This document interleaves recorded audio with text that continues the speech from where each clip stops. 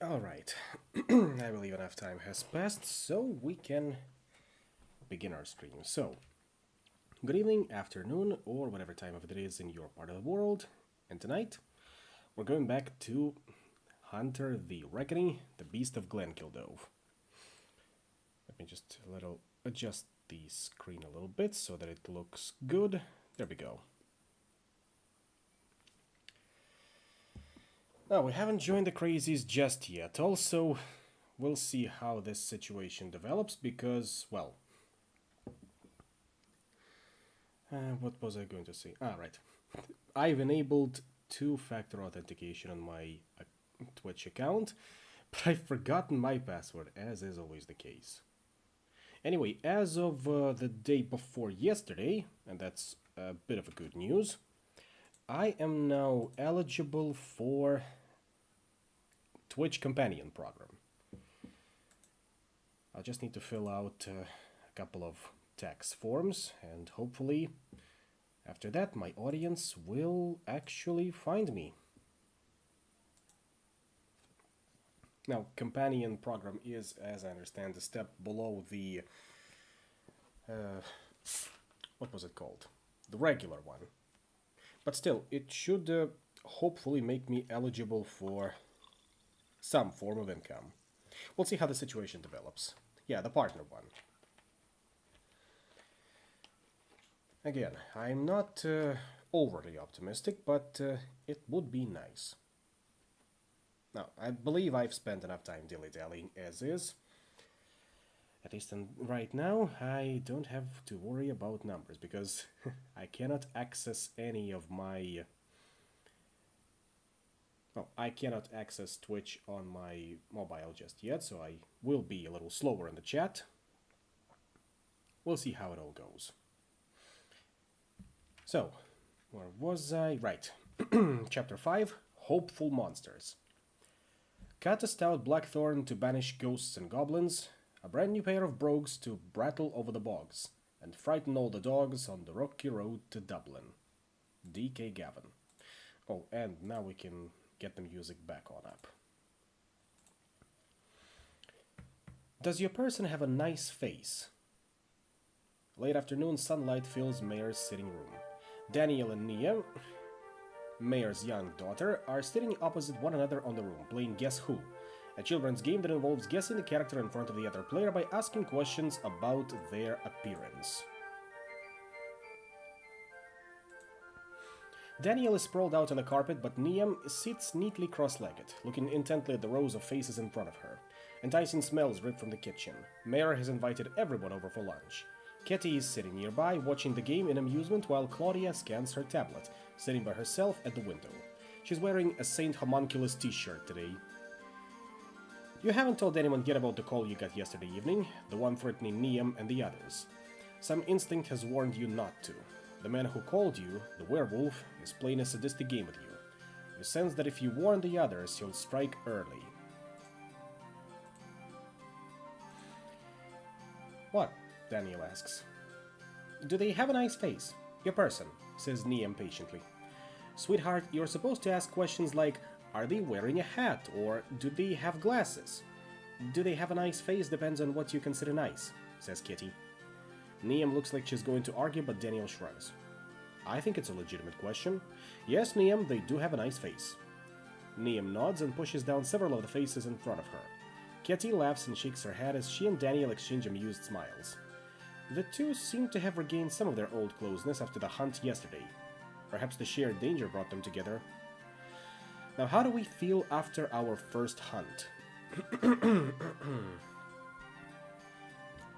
I feel glad to be alive, and grateful for these mundane things surrounding me. Not exactly shell-shock, and not exactly excited and energized either, because, well, we're not an adrenaline junkie. Need to go away for a bit, hopefully bots won't show up in the meantime. Toss a coin if you need to make a decision. I'll see about that. Claudia interrupts the game. Liam, guys, I think you should take a look at this. We need to talk about... She looks at Niam and hesitates. Claudia always loses some of her deadpan self-assurance around the little girl. Daniel intervenes. Niam, I think your mother needs some help in the kitchen. You go and help her. We'll finish this later. Niam nods self-importantly and disappears down the corridor into the kitchen. Check this out, Claudia says.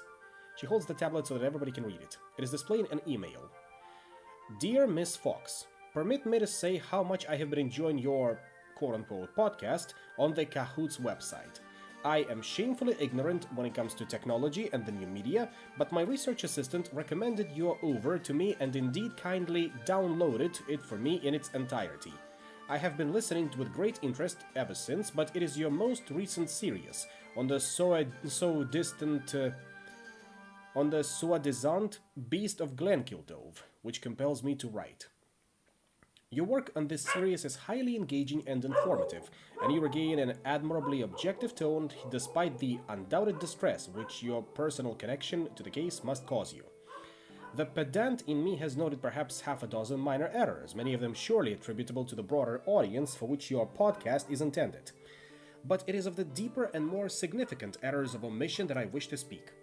I have the honor of leading the Dublin chapter house of an organization, the Arcanum, which has made its mission to study, inter alia, entities such as the Beast. It is my belief that, granted access to the Arcanum's extensive archives, you and your friends would be able to cast a light of unparalleled brightness on the sad mysteries of Glenkildove and the death of your brother, for the ultimate benefit of all humanity. Please come to visit me at our offices in Trinity College, Dublin, where we can discuss the matter further. Yours sincerely, Professor Gerald Tottenham.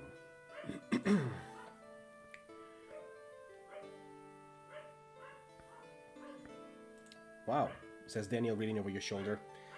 I don't know how much he can tell us about werewolves, but he can sure write a pompous email. I got another too. I mean, I got a ton more, mostly death threats or gibberish, but another that might be relevant, says Claudia, scrolling down. This one is shorter. Claudia, listen to your podcast. Sounds like you want to change the world. So do we. Let's talk. Come by the Fada offices at the Grand Canal Dock. The Mulcahy twins. I know who they are, Daniel puts in. They're the Mulcahy twins. They founded Fada, the biotech firm. They're billionaires several times over. I've heard of the Arcanum too, says Claudia. They're like researchers into the supernatural, but I've never managed to interest them enough for them to reach out until now. You discuss this new development. Everyone is agreed that it's worth a trip to Dublin tomorrow to at least see what those two groups have to say. Claudia is impatient to get access to the Arcanum's archives. They might have more in the supernatural than any other organization in the world, she says. If only they weren't so fucking miserly about sharing. Besides, Judith mentioned a murder in Dublin last week. She thought it was Cormac. We could go to the scene of the killing, see if there's anything we can learn. Kitty, on the other hand, is excited by the idea that Fada, the biotech firm, might be able to reverse Cormac's condition and cure him of lycanthropy.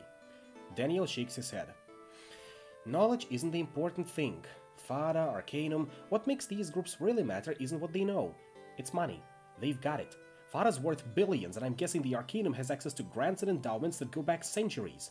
They seem like the kind of group that turns out to own half of London because Henry II gave it to them when it was just a bunch of muddy fields. So they have money, and we're gonna need it. Money isn't everything, Kitty protests. But Daniel shakes his head again. Yes, it is. Think about it. Think about what the hunt is going to cost us. We are already taking time off work. Then there is gear, weapons, medicine, bribes, petrol, rent on safe houses. This isn't a hobby. This isn't something we do in our spare time. I can hide the money we get, move it around for us so it doesn't attract attention. But we need somebody to supply it.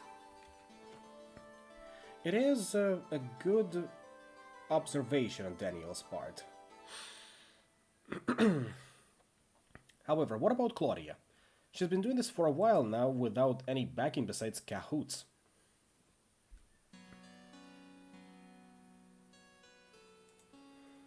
Claudia shoots gun fingers at you in appreciation. That's my point, Daniel says. She got work with a, no offense, pretty fringe group.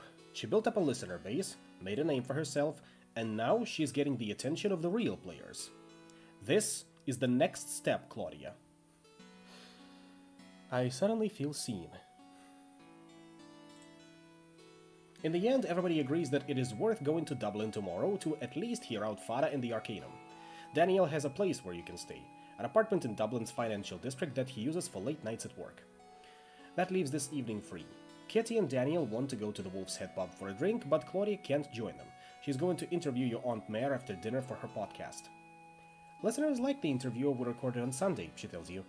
I think they'd respond well if you showed up on this one too. And it might help Mare open up a bit. She can be stubborn, your auntie. It also occurs to you that you haven't talked to Ani since the events of the previous day. It might be worth checking in on her. Well, we're definitely not joining Daniel and Kitty, so it's a choice between either helping Claudia or talking to Ani. Let's remind ourselves about our relationship to them. Well, Claudia is pretty solid. Mare might need some buttering up, so is... Ani is decent, so... Let's help Claudia interview Aunt Mare.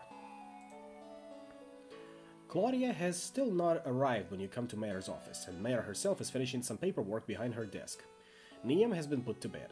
She looks up at you and smiles. So you're part of this production too? I suppose I should have guessed. Ever since you returned to the Wolf's Head, Mare has scrupulously avoided inquiring into your activities. I always had a soft spot for Claudia, Mare comments. I remember her when she was just a skinny little girl running around the village asking questions non-stop. Her questions annoyed people, especially when they couldn't answer them. I think that's still what she's doing. The stakes are a bit higher these days. Mare looks sad. Yes, I know that. Claudia enters with her laptop and recording equipment. She pins mics to herself, Mare, and you. The routine is familiar to you from the previous recording session with Claudia. Once everything is set up, Claudia begins the interview, giving you the freedom to interject or ask questions of your own whenever you feel the need. Somewhat to your surprise, Mare proves herself very game. She's never been one for gossip, true crime, or ghost stories, but in answer to your and Claudia's questions, she provides a great deal of all three, a stream of stories by turns eerie, disturbing, and entertaining. She tells the story of one old man who always walked back to his home on Castle Howard Hill backwards, in case something was following him. How did he avoid bumping into things? A bemused Claudia asks. Of the family that were convinced that they'd heard the banshee in the woods, and of the murder of the local Church of Ireland minister in 1990. It is fascinating for you to hear these secrets and rumors and mysteries. As always, you can't help but feel that you're on the verge of some revelation that will finally make sense of it all. Then Claudia gets your aunt onto the topic of the beast. Mare begins by telling the story of Mad Jack Dunbar, who hunted down the last wolf in Ireland. Mad Jack Dunbar was an Anglo-Irish peer granted lands in Wicklow in the 18th century. He had a reputation as a debauched rake, atheist, and libertine which he seems to have delighted in playing up to. He built a hunting lodge up in the hills below Glenkildove, the building that is now the Wolf's Head. There, his society, the Sons of Perdition, would meet and carry out orgies and profane rites in honor of Succoth Benoth, an idol whom Dunbar was reputed to have brought back from his grand tour in Palestine.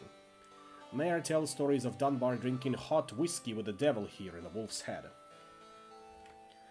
There was a fashion among the British aristocracy at the time for hellfire clubs and the like, Mayer comments. If you want my opinion, Mad Jack mainly did all the satanic stuff to piss off all the devout Irish Catholics. Dunbar was also a keen hunter. He seems to have had a particular obsession with killing wolves. Ireland's wolf population has been considerably diminished since the mass extermination ordered by Cromwell, but there were still a couple of packs roaming the wildest and highest Wicklow mountains. And Dunbar made his mission to track down and kill each and every one of them. In 1786, he declared victory after hunting down the last wolf in Ireland, killing it at the Standing Stones in Glenkildove. Oh, that reminds me, I haven't watched Cartoon Saloon animations in a while. Absolutely love their stuff. Wolf Walkers, The Secrets of... what was it? The Secrets of the Scary Abbey, I think it was. But they are working on something new in the meantime. Something, well, closer to Iron Age Ireland, if I've seen it correctly.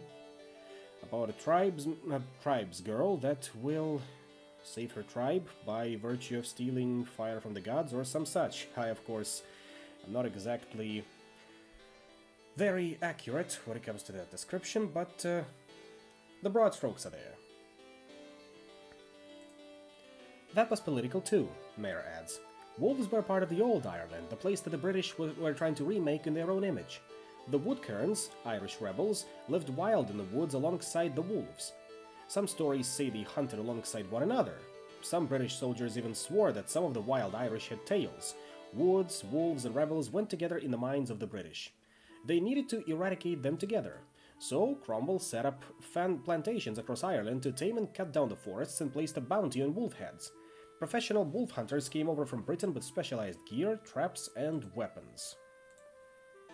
Oh, and that also reminds me, I gotta play announcements and a couple of other servers as well, because that is one thing I forgot to do today.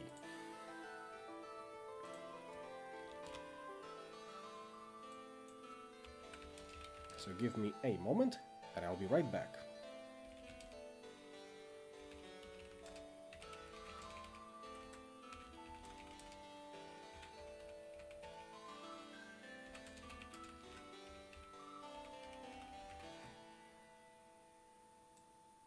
And like that, plus over here. There we go, back to it. Finally, Mayer gives a brief breakdown of murders and disappearances linked to the beast, mentioning Simon but also the Wilsons, an American couple who disappeared at Glenkildove in 1975, Noriko Hiraoko, a Japanese student who disappeared in the Wicklow Mountains in 1987, and Rory Hannon, a troubled Dublin teenager who went missing from his foster home in Ballyavon a few years after Simon's death. Thanks, Mayer, Claudia says, closing the laptop. That was great. Mayer smiles. It was nothing. Here, I'm off to bed like the old one I am, but you two should stay up. Sure you know where I keep the Jameson. She bids you both good night. Claudia is not slow to take advantage of the invitation and claims the Jameson along with 2 glasses before joining you on the sofa.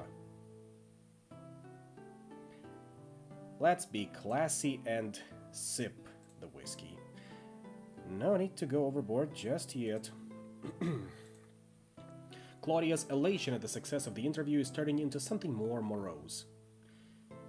Simon and I used to share a room, she says apropos of nothing. We had a bunk bed. He got the top bed, you had to climb a little ladder to get into it.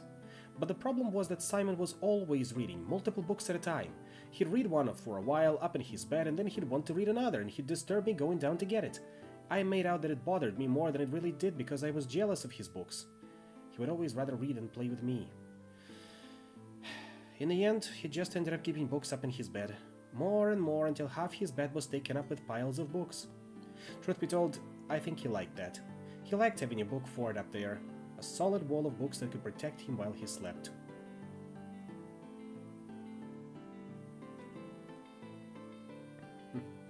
That was Simon, all right.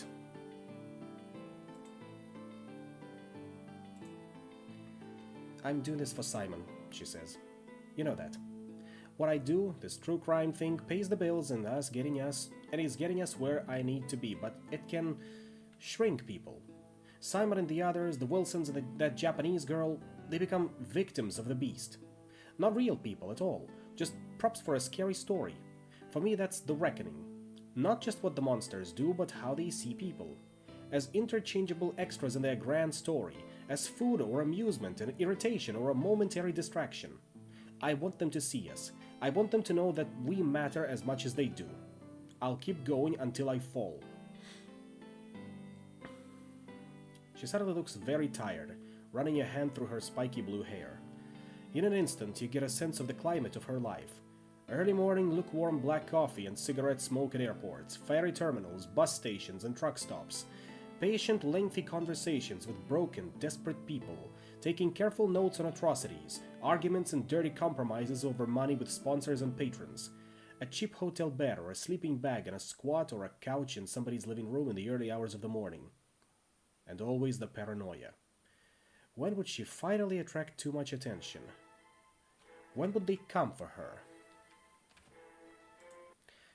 I think I'm gonna put on another one because I'm not growing fond of this particular album. Yeah, a little better. The others don't have the commitment. Kitty is thinking of this as a one-off. In her head, this ends with us somehow getting Cormac back and things going back to normal. Daniel is indulging himself in a quarter-life crisis. He's having fun playing Hunter, but he'd probably have just as much fun if we were trying to kidnap a mafia don or break the world speed record in his stupid Tesla. I need to know if you're more like them or more like me. Where does this end for you?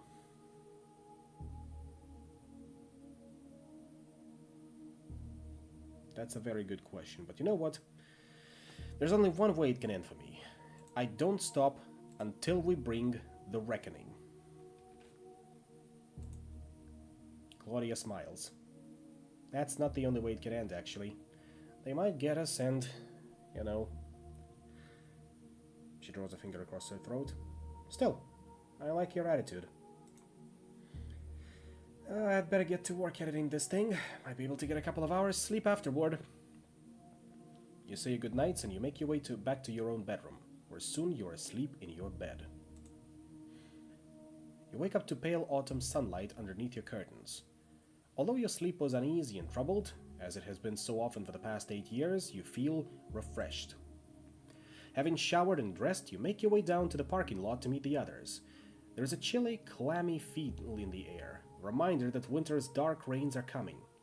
It does not look like any of the others who are gathered around your Jeep have slept well either. It has been generally agreed that you should drive. Daniel's Tesla would not accommodate everyone, and neither Claudia nor Kitty has a car. That's funny, because our driving stat is a little low. Yeah, just one. Then Claudia, who is wearing a Persephone Seed t-shirt under her jacket today, takes shotgun. Daniel looks as though he's about to object, but finally settles into the back seat alongside Kitty without comment. Survivor nuzzles hopefully at your hand and looks meaningfully at the car, but you shake your head. You will have to leave her in Wicklow. Finally, eyeing you reproachfully the entire while, she retreats. Good dog. You drive back through Ballyavon, past the old grain mill on the river at the far end of town, after which it's a 20-mile stretch of road through misty forests and farmland, until you reach the motorway to Dublin at Rathnew. The black tarmac of the road is slick and wet with rain that fell overnight. Speaking of, it finally rained in here, so the atmosphere is a little bit less stuffy. It was a pretty good rain. Also, welcome back. Greatest thing to ever come out of Wicklow, this motorway, Daniel comments as fog-shrouded mountains rise to either side of you. It cuts the time between Ballyavon and Dublin by at least an hour. My father can never get over how quick the journey is down from Dublin. He marvels at it each time. Talking about it reliably eats up at least 10 minutes of awkward father-son quality time. He first came to Ireland in the 90s when it was all muddy country lanes and dirt tracks. But they built that highway by cutting through the Glen of the Downs, says Kitty.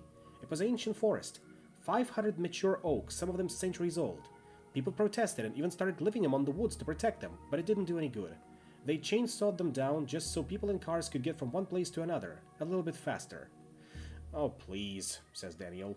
That motorway linked together a network of failing towns all over the East Coast and connected them all with Dublin. It pumped money and jobs into them. It made them rich. Did it make them happy? Kitty rejoins. Did it even make them rich? Whatever so much of that Celtic Tiger boom money in Ballyavon, you know? Just developers like the others, ones who carved up the Glen of the Downs, building housing estates and shopping malls nobody asked for when there were woods and bogs. We started worshipping money instead of God and we paid the price. Daniel shakes his head. Here we go. God, what did the church ever bring Ireland but a millennium and a half of abuse and exploitation? At the end of the day, the people who are opposed to change, roads getting laid, trees getting cut down, houses getting built, are the people who benefit from the status quo. And whenever people get nostalgic about the past and how much better things used to be, they're usually picturing a time when a few bastards in power did whatever they liked and everyone else just had to fucking take it. But they're picturing themselves as the bastards in power. You missed us taking an interview from our aunt with Claudia, and us getting a little bit cozy, with Claudia trying to understand what's our motive after this is all over and done with.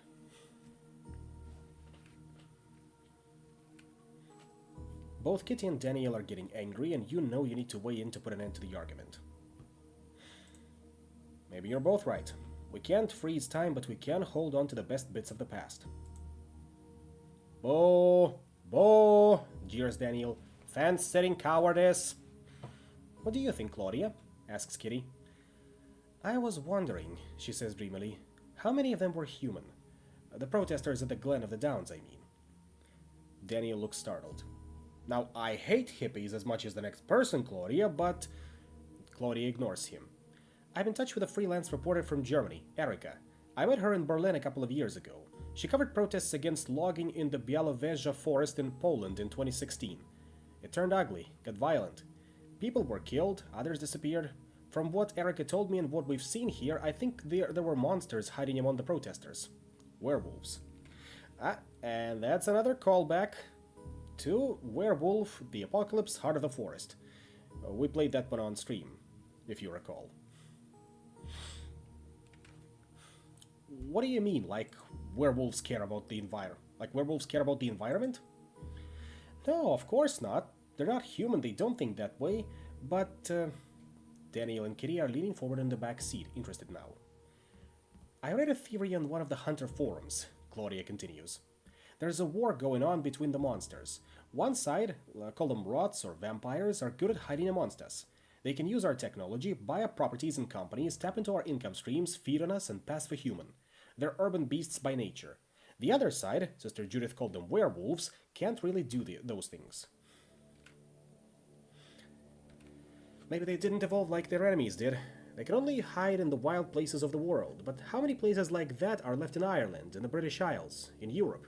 Their enemies, the city monsters, are destroying their hiding places one by one, burning down their cover like how the Americans used Agent Orange in Vietnam, or how Cromwell cut down the forests in England. The beasts of the wild are fighting back when they can in places like Białowieża, but they're losing. There is a pause while everyone considers this idea.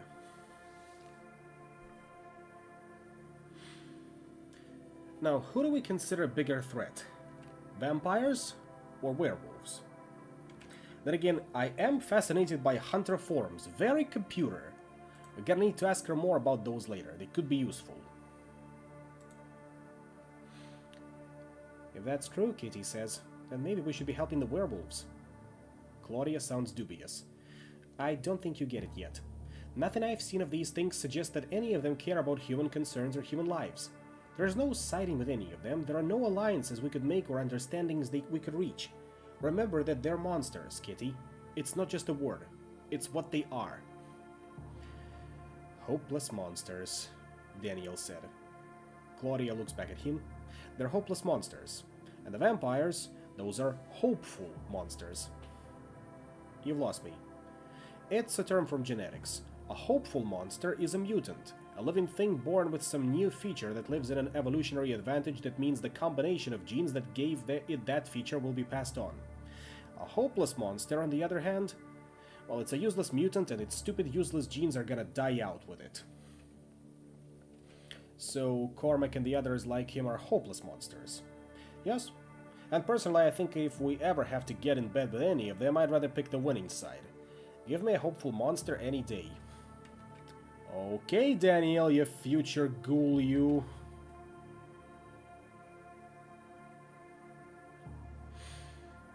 But I think we need to learn more before we make any decision or commitments.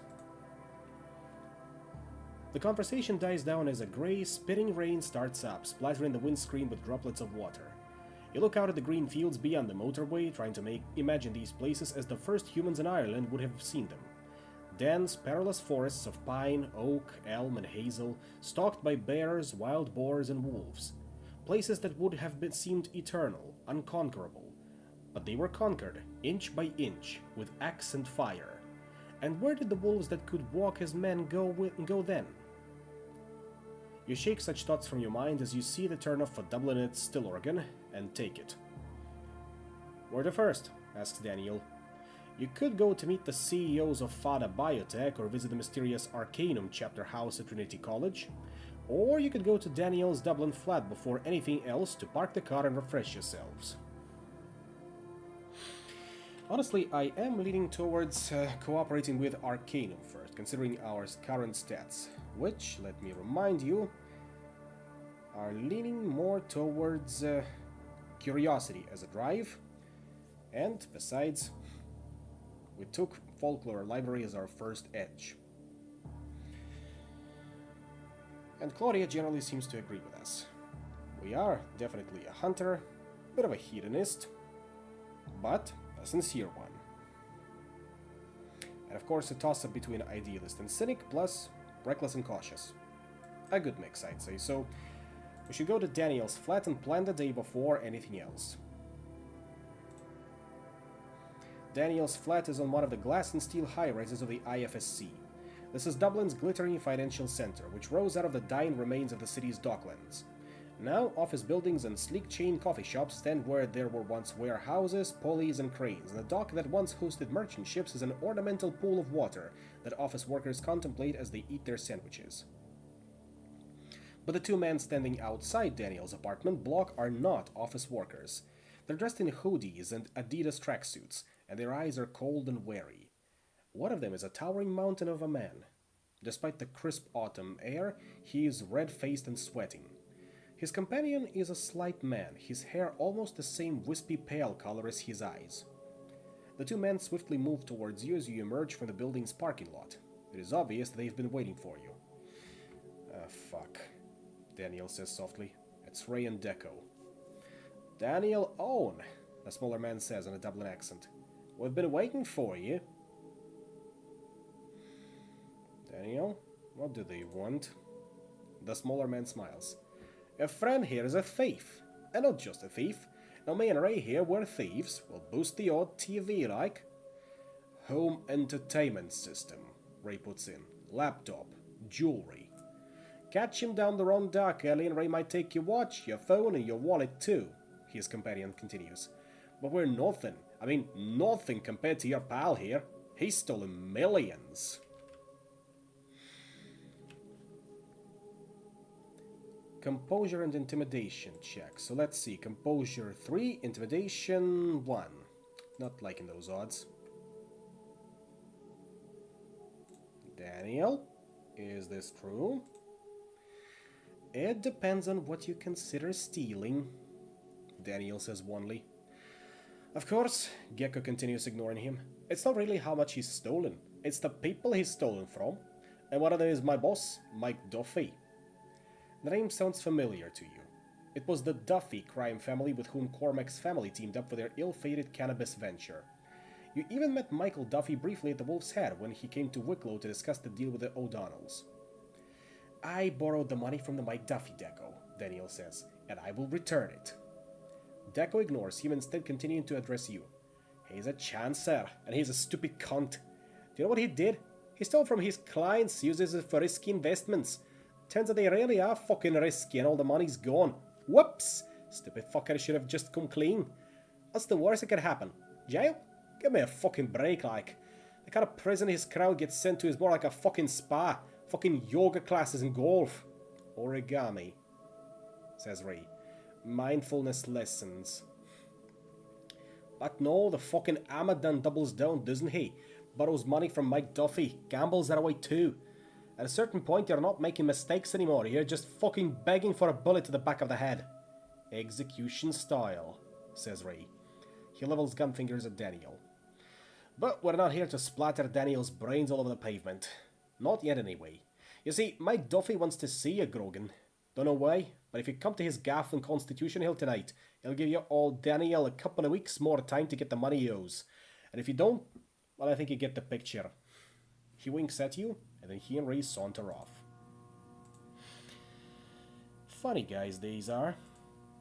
The elevator ride up to Daniel's penthouse apartment is one of fraught silence, but the moment the lift door opens, Kitty bursts forth. Daniel! What the fuck? It's the first time you've ever known Kitty to swear. Daniel, who has been badly shaken by the conversation on the street, is trying to regain some of his customary suaveness. Welcome. Anyone want a refreshment? I have beer in the fridge, coffee, tea, whiskey. Daniel? Kitty says again. What the fuck? You've got a wife, you've got an amazing job, you've got a life. Why did you rob your clients? And why, in the name of God, did you borrow money from a gangster to try to fix things? Was it for all this crap? Her gesture takes in the airy split-level penthouse suite with its sweeping views of Dublin. Her voice breaks. Was it for cocaine? Why, Daniel? Why? Not taking sides on this one, so... actually, let's try to be a bit of a mediator here. Listen, we haven't gotten the full story yet. Oh, for crying out loud, Claudia puts in. Isn't it obvious why Daniel did it? Same reason he does anything, because he's a mess. My brother's death fucked him up, same as it did the rest of us, but he is not prepared to do anything about it. So he snorts coke and he has affairs, he steals from the psychos he works for and borrows from other psychos to make up the difference. Once Liam showed up, he added trying to kill werewolves to the list. Doing fucked up shit makes him feel alive, and the attention he's getting is just a cherry on top. Bullshit, says Daniel. You're not a psychologist, you're not a prophet or a revolutionary either. While we're on the topic, you're just a girl with a mic, a bunch of ghost stories, and an internet connection. Claudia scoffs and stalks out onto the terrace. Kitty, who now looks on the verge of tears, runs up the stairs to the upper level. Daniel shrugs and sits down on the white leather sofa opposite the gigantic flat-screen TV. Well, do you want a drink? I don't know, Daniel. I don't know you well enough. So I suppose I'll join Claudia on the terrace. Claudia is staring down at the Liffey, smoking a cigarette. She offers you one from her crumpled pack of Marlboro Reds. I personally am more of a Winston person, but I take it. You lean forward to light it from the one between Claudia's lips, and for a moment the two of you smoke in silence. You watch the Liffey flow by, watch the crowds of people move through the streets as small as ants from up here, watch toy trains pull out from Connolly Station and toy buses from the depot next door. There they go. Tourists and office workers and students and builders, they're thinking about coffee or the affair they're having with Steve from accounts or their holiday in Malaga or if their boiler needs replacing. Daniel and Kitty think they can be that way again. They spent the last 8 years desperately trying to get their human masks to fit back on. You see the results. Daniel up to his neck in shit, Kitty on the verge of marrying Donna fucking O'Connell. They'll keep destroying themselves until they accept something I embraced a long time ago. There is no life after something like Glenkildove. There's only the hunt. Why do you think Kitty's engagement has anything to do with what happened at Glenkildove?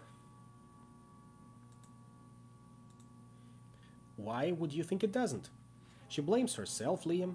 She thinks she could have saved Simon. Cormac too if she hadn't lost her temper that day.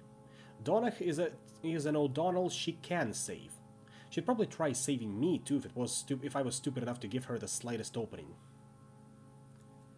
Claudia smokes her cigarette down to the filter, then sends the stub with a flick of her thumb down to the street far, far below. The two of you head back inside. A few moments later, everyone is seated in a circle of sofas on the sunken floor of the living room, looking expectantly at Daniel. Alright, I've been listed up front with all of you. Here are some facts. Fact 1. I didn't take a leave of absence from my job. I'm on probation while they investigate the glaring holes in my clients' accounts. Ooh, embezzlement. Always funny, these financial crimes. Fact 2. Those glaring holes are because I've been funneling money from the firm for years now, using it to make risky investments or gamble. Sometimes I won, more often I lost. Fact 3. Siobhan and I are prepared and we're getting a divorce. Are separated and we're getting a divorce. And fact 4, somewhat redundantly, I borrowed money which I cannot repay from Michael Duffy, drug-dealing crime lord of North Dublin.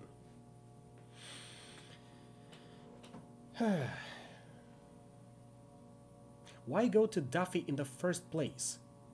And why would he lend you money? I knew Duffy. Not personally, but if you've got my taste and budget for blow, you're going to become acquainted with Dublin's premier cocaine merchant. And why would he advance me money?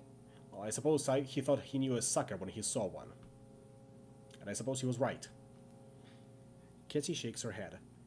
I don't know if there's any way to keep you out of prison at this point, Daniel, but we can't let the Duffys kill you. We're going to go to that meeting tonight. Yeah, I guess we are.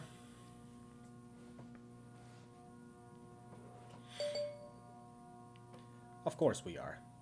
You're one of us, Daniel. We're not letting you do this alone. Daniel looks genuinely moved. Thanks, is all he says. By unspoken mutual agreement, you decide to leave it there for now and instead discuss your next destination. Trinity College is closer from here than Grand Canal Dock, so you decide that the mysterious Arcanum's chapter house there will be your first port of call. Just as I was going to do anyway. You pass through the ancient wooden doors at front gate. Before you lie the cobblestones of Front Square, with the college campanile bell tower rising up before you.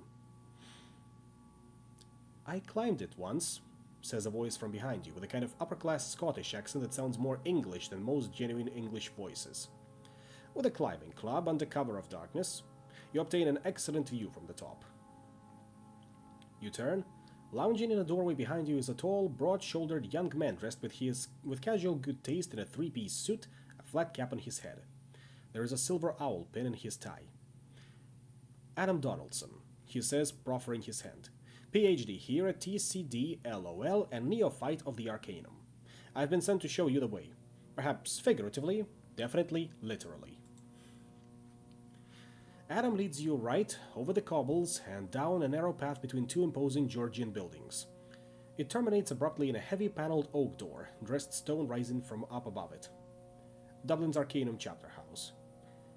You know, says Claudia, my father has taught here all my life. Me and my brother, we spent a lot of time running around Trinity as kids, but I never even noticed this building was here. Adam nods. There are a great number of little pockets and corners, secret rooms and underground passages of this campus that almost nobody ever sees. But sometimes, it's easier to hide in plain sight. Not that we're hiding precisely, our presence is registered with the relevant college authorities, we're just deflecting unwanted attention. He bangs on the door 3 times. It has an air of ritual to it. We come as seekers of truth. Will the portal be opened to us? He asks, giving you an embarrassed smile. Ceremony, you know. He informs you in an undertone. Elder brother likes it.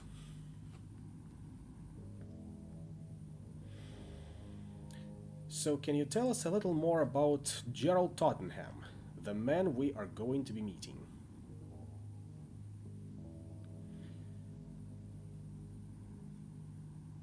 Is the noise gone by now, by the way? Because the only noise that would be coming up would be, oh, I don't know, maybe either me moving the glass on the table, which shouldn't be too noticeable, or the dog barking, or maybe it's just the message from my mother. That is most likely culprit. Now, where was I? Elder brother? I know that he comes across as rather affected and old-fashioned at first. He comes across as affected? Daniel mutters incredulously, looking at Adam. But don't be fooled. That's a gambit on his part. He likes to play little games like that to test and trick people. It's the Arcanum way. He has his share of genuine flaws, vanity and ego, of course, and he is infuriatingly pedantic. But there is a brilliant mind underneath it, all of it. Never forget that. While Adam has been talking, the door has swung silently open. Beyond it is a grand entrance hall, its floor a checkerboard pattern of black and white, its walls lined with oil paintings. Adam leads you up to a cantilevered staircase. At the head of the staircase there is a white marble bust of a man, his hair a cap of tight curls around his head, an amused half-smile on his classically handsome features. Adam bows as you pass by. Liam McPhee, founder of the Dublin chapter house and our once and future chancellor. The poet? Asks Kitty in surprise. We had to read a couple of his poems for Living Cert. The Well of Dreams and a game of chess at Tara. You've read up on McPhee. It's not surprising. He was very interested in Irish folklore and the occult. He joined more than one secret society. Adam looks at you with a new respect. That's right. Most of the Arcanum's founding members were alumni of one occult fraternity or another, but Elder Brother can and will tell you more about that. Adam opens the door to a warm, book-lined and oak-paneled common room. Its sash windows look out over Front Square, where a grey rain has started to fall. You catch a glimpse of a few of the titles on the shelves. The Golden Bough, Fama Fraternitas, Life of Christoph Romuald, and that one is, I'm pretty sure, is reference to Vampire the Masquerade Retribution.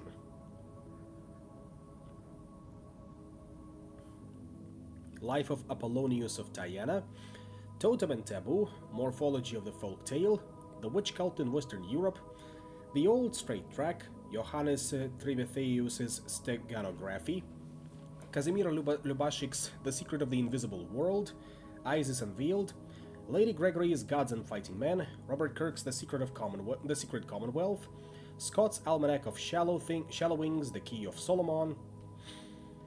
You feel a familiar thrill just looking at the titles. Perhaps one of these very volumes may have the answers you seek. The room is dim, except for the green shaded lights over the various desks and lecterns. A fire crackles in an imposing stone fireplace in the far wall. A tall, lanky, silver-haired man sits on one of a circle of armchairs drawn up to the fire. He is dressed in a tweed suit, a pair of spectacles is perched on his nose. Ah, it's our guests. He rises to his feet, crosses the room, and shakes the hand of one member of the group after another. His grip is firm and dry. Thank you for coming and welcome to the Dublin chapter house of the Arcanum. I'm Professor Tottenham. We corresponded earlier via email. Tea? Coffee? Adam, please go and provide for our guests' needs in the way of refreshments. Yes, Elder Brother, says Adam. He leaves and Tottenham gestures for you to seat yourselves around the fire. He smiles at you in particular. You know that he sensed your curiosity looking at his books and that he highly approves. Looks like we have found our people. I don't know how much Adam has already told you about our organization. Tottenham begins, settling into a distinctly professorial style. But, little or much, it undoubtedly came flavored with his own rather languid manner and desire to amuse rather than to inform. So allow me to begin at the beginning. It seems that in 1885, a British scholar of the occult known as Benjamin Holmescroft invited a number of fellow researchers to a symposium at Vanaver Hall, his home in Cambridgeshire. The Arcanum was the fruit of that weekend, a fraternity dedicated to the open-minded study and exploration of the occult, without the prejudices and prior assumptions that had hampered the efforts of previous groups.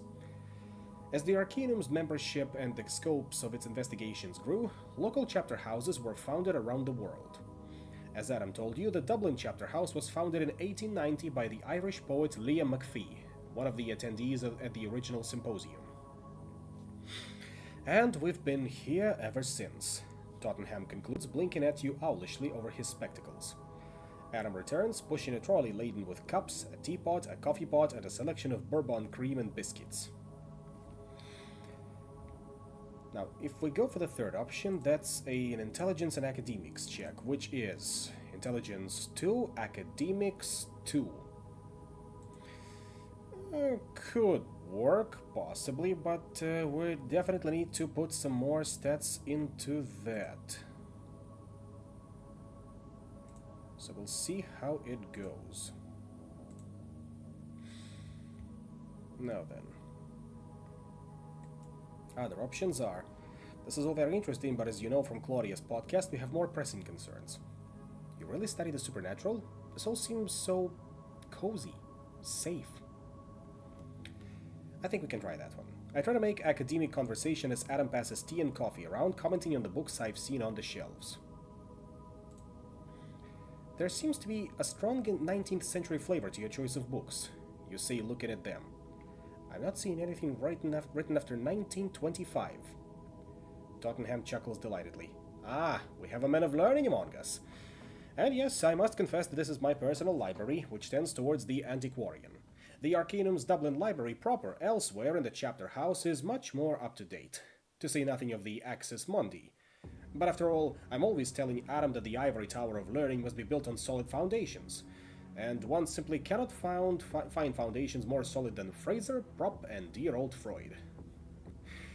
Yes, dear old Freud, Claudia puts it impatiently, but we want to talk about werewolves, not the Oedipal complex. Ah yes, werewolves. Fascinating topic, truly fascinating. They were the preoccupation of another founding Arcanum member, the distinguished alienist Roger Corwin, founder of the Vienna chapter house. It was Corwin's original contention that lycanthropy was in actuality nothing more than the result of a profoundly disturbed psychological state, and that werewolves were in fact simply troubled, delusional human beings who could be treated through psychotherapy.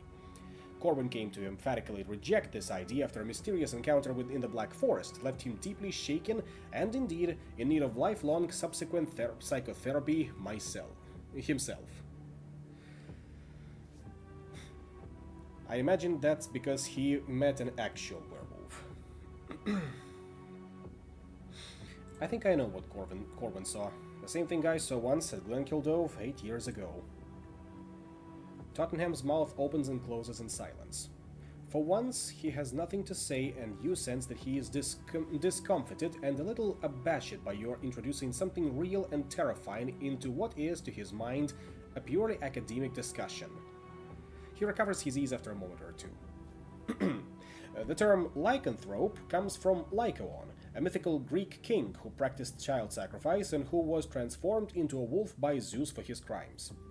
Baring Gold notes that the myth may be a bastardization of a story which was originally going about the practice of child sacrifice for protection from wolves. We could cite stories and folklore of shapeshifters from all over the world. There are the Anioto, the Leopard Society of the Great Rift Valley in Africa. We might also discuss the Were Hyena blacksmith caste of Abyssinia, or the Were Tigers of Southeast Asia.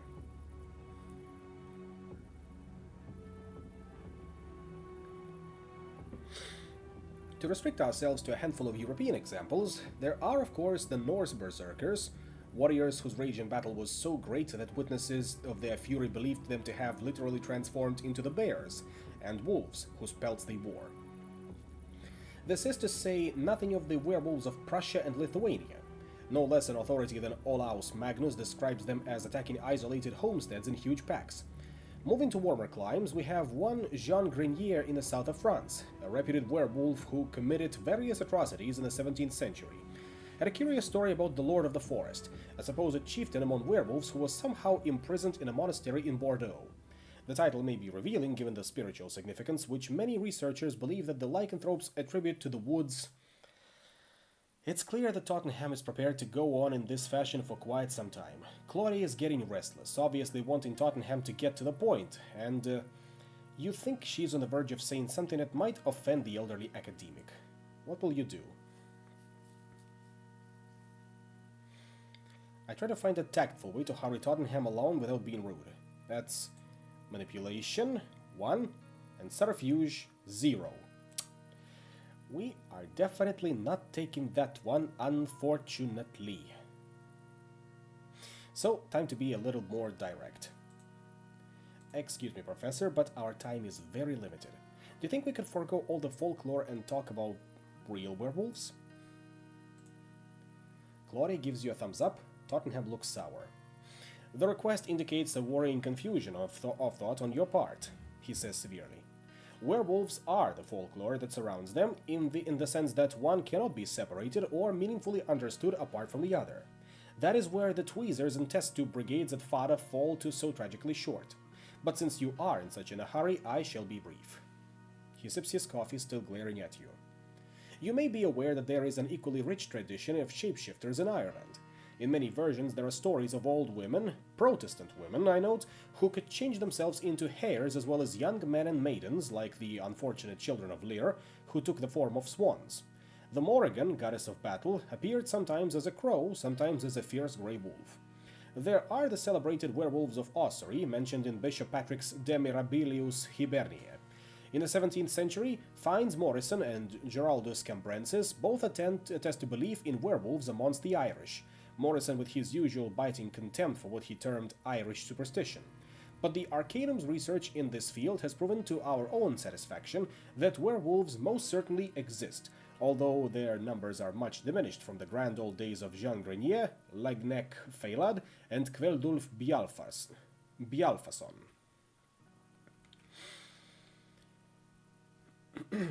I can confirm that these things most certainly do exist. Your flat tone and the expression in your eyes seems to wilt even Tottenham for a moment or two.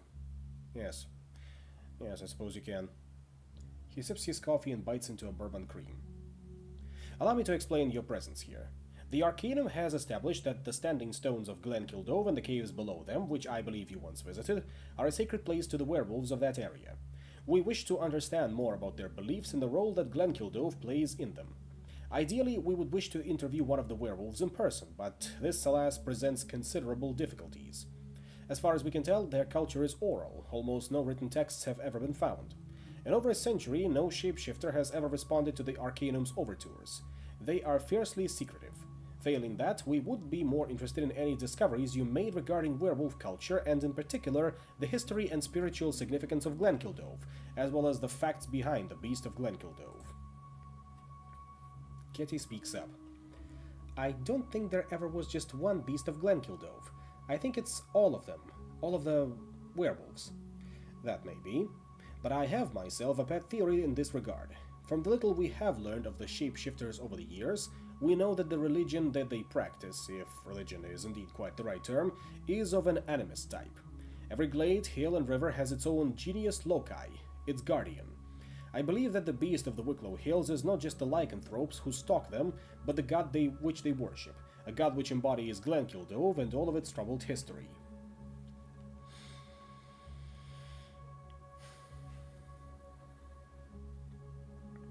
That makes a strange kind of sense. People in Ballia won't seem to talk about the beast like it is Glenkildove in some ways.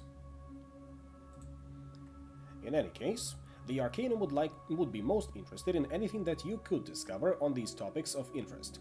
You would naturally be remunerated generously. Far more importantly, you would be granted access to our research library here in Chapter House, as well as the help of our lycanthropy experts. We have by far the best collection of books on the occult in Ireland. Knowledge is the ultimate tool of the hunt. You consider. Tottenham does not seem aware that you helped Sister Judith of the Society of St. Leopold capture a werewolf in Wicklow 2 days ago. If you could somehow persuade Judith to let Tottenham question the captured monster, you would earn a great deal of favor with the Arcanum. You need time to think over all of this. Give it a day or two, discuss it amongst ourselves. Yourselves, I'm aware that the Arcanum is not the only interesting party, but there is a great deal we can offer you. He hesitates.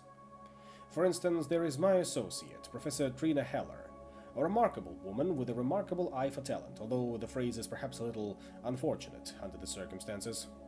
Why? Asks Claudia, but Tottenham continues regardless. She has recruited and taught many of the Arcanum's rising stars. A few years ago, Professor Heller took a sabbatical in order to address her formidable talents to the lycanthrope question. As one might expect from a thinker of her stature, her initial findings were both provocative and illuminating. Professor Heller believed that one of the keys to the shapeshifter's history could be found amongst the age-old ruins of Mexico's Yucatan Peninsula. In the autumn of 2019, she organized an expedition there. She has steadfastly declined to publish the results of that expedition. Indeed, she has lived a life of almost monastic seclusion ever since returning from Mexico, but perhaps you might be able to persuade her to share her insights with you in an informal capacity. She is presently residing in Tuscany. Here is her email address. He scribbles an email address down on a piece of paper and hands it to you. Well, good luck in your investigations, and do be careful, you tread on perilous ground. Adam reappears to show you out. It is late afternoon. It is time to meet with the Mulcahy sisters of Fada Biotech and see what they can offer you. Fada Biotech is a crystalline structure designed like a huge overgrown beehive with a riotous green display of plants and trees on every surface, overlooking the Grand Canal in central Dublin. Its neighbors are of all of a type: tech companies, finance companies, and high-end accommodation for the people who work at both, but it's the Fada building which captures the eye. Inside, the interior is like that of a cool, hushed cathedral. The building is one huge, multi-level open space in pale wooden glass, with primary colored walkways crisscrossing it at every level. Foliage festoons every surface in here as well, and vines climb across the glass roof. Slung along the vines and dangling from the walkways are snatches of brightly colored cloth, all designed to do so as to dapple the descending rays of sunlight in different shades and hues. And at the heart of it, a double spiral staircase in immaculate glossy red, designed to look like a DNA helix, climbs all the way to the top. In front of the entrance, there is a waiting area fenced off by a desk and security screen. You introduce yourselves to the receptionist, and a few minutes later there is a shout from beyond the security screen. Yo! A youngish South Asian man, casually dressed in jeans, a hoodie, and a faded white Brawl Devil Giga t-shirt, waves at you. You must be the group the boss told me to expect, he says, speaking in rapid fire in a pleasant American accent. Liam Grogan, Kitty Cullen, and Danny Lown, am I pronouncing that right? And Claudia Fox. Wow, I really like your accent. Weird things you say to say to you before you've even said anything, but I spent all last night listening to your podcast on Cahoots, after the boss told me about it. I loved the one you did on the Artemivorous cult. That was some fucked up shit. You know Claudia's name for the podcast, but how do you know mine? And the others? The boss. She has her ways. Like intrusive privacy invading software? Claudia asks innocently. Well, anyway, I'm Bridge. The boss is on a call with Brussels at the moment, not as exciting as it sounds, and that's saying something, so I've been asked to show you around. Come on, I've got so much to show you.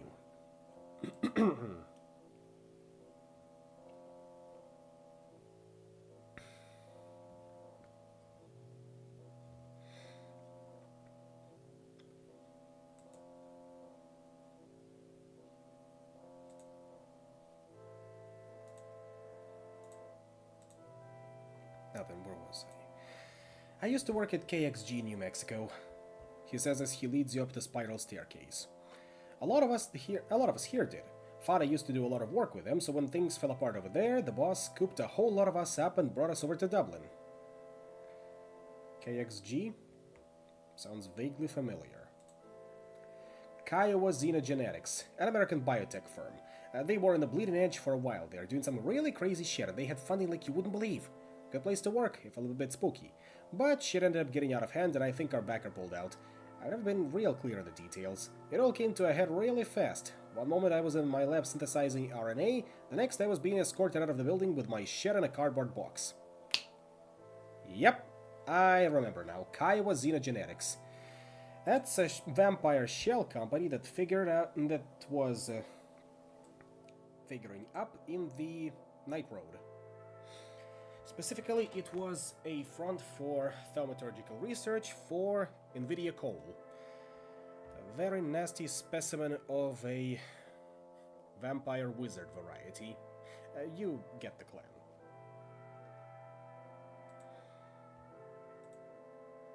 Bridge shows you around the Fada campus. He tells you in hushed tones the story of the Mulcahy twins. Brought up on rocky, desolate Innis Meanin of the west coast of Ireland, speaking Irish as a first language, their father a poor fisherman. Their astonishing intuitive grasp of technology, their scholarships at MIT, which they attended at the age of 14, their first millions before they turned 20. He shows you the Green Mars Project, an ambitious initiative involving sending a robot-operated greenhouse and 3D printer to Mars to fertilize and plant a garden on the Martian regolith as a proof of concept for terraforming. He shows you Fada's vertical farm and hydroponics section, robot arms scooping and plucking and sieving above blue-green tanks, and insists that each of you take one of the impossibly green and perfect apples grown in their rooftop orchard. He shows you the section of FADA known as Jurassic Park, where researchers are trying to sequence the genomes of every single extinct species so that they can someday be all cloned and restored. He proudly shows you one of his own initiatives, a swarm of tiny robots known as the Poop Scoop Troop, which patrol Dublin's sewers, collecting and logging samples of human excrement in order to add to FADA's public health data. Daniel seems to be enjoying himself, crunching on his apple. Kitty listens in polite silence, while Claudia does little to conceal her disdain for all the corporate hype. Bridge's own enthusiasm seems endless, as does his parade of FADA projects to show you, but finally, a green light glows on his headset. Ah, the boss is done with the bureaucrats. You're up. The Mulcahy sisters' shared office is at the top of the building. A glass bubble cantilevered out of the central space so it overlooks everything. Inside, it is decorated in a sleeky modernist style, glass and steel, in sobering contrast to the exuberance of the rest of the building. A bank of muted monitors in one corner of the room is showing news from half a dozen different media outlets. The Mulcahy twins are dressed similarly in black Issei Miyake turtlenecks, black Van Camp vests, and perfectly creased black trousers. They are both very pale, with long red hair sweeping down below their shoulders. They're sitting behind a large semicircular desk at the center of the room, one of them typing and the other regarding you. "Welcome," she says. Her voice is cool and clipped, with no trace of her Aran Islander origins. "Bridge gave you the tour. What do you think?" I attempt a scientific critique of what I've seen. Let's take our chances. Intelligence and science plus technology. The Mulcahy sister shakes her head soon after you've begun to speak. She clearly has no real interest in hearing your thoughts on FADA's work. "I have listened to Claudia's podcasts," she says. "I am familiar with cahoots. Sensationalist, of course, colored by the paranoid style of latter-day American politics, often flat-out fiction, but valuable as a supplement, all in all." "Wow, thanks," mutters Claudia. The Mulcahy twin ignores her. "It was the series on the beast of Glenkildove that caught my attention. Something close to home, in more ways than one. Werewolves. Their existence is not in question, but nor does it particularly interest me, in and of itself. I don't share the crusading zeal of cahoots to document and expose such grotesqueries, nor do I share the Arcanum's ivory tower passion for knowledge of them per se. I am concerned with humanity, its long-term future. Werewolves do not pose a threat to that future, any more than the 4,000 remaining tigers in the wild do. Both species will be extinct by the end of this century."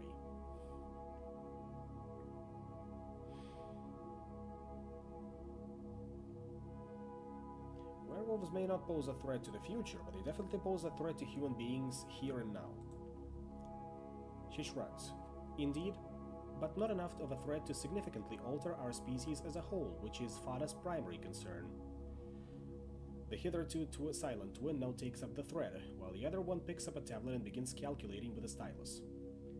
"What is significant about werewolves is neither their past, which is irrelevant, nor their future, which is non-existent. What matters about them is their genetic makeup. It seems clear that these creatures are descended from a specific human lineage, one which gained an extraordinary evolutionary advantage. We do not know how. Perhaps it was the result of easy early crossbreeding with a genetically compatible species, or perhaps it came from exposure to some extraterrestrial material. There is a poetic possibility that the moon may have somehow played the role of catalyst, as folklore would suggest. In any case, these early hominids were different from our own ancestors in one key respect. All the cells of their body remained totipotent, as opposed to becoming determined as ours do. That meant that every single cell was like our stem cells. They could access every gene, produce any protein they required. It meant that they could regenerate at extraordinary speeds, create adrenaline to make themselves faster and stronger at will, and as they evolved and came to understand their abilities, transform their entire bodies, add and subtract muscle mass, sprout or retract fangs and fur. Since they thought of this ability in terms of their own shamanic traditions, they limited themselves to a single totemic animal form, the wolf.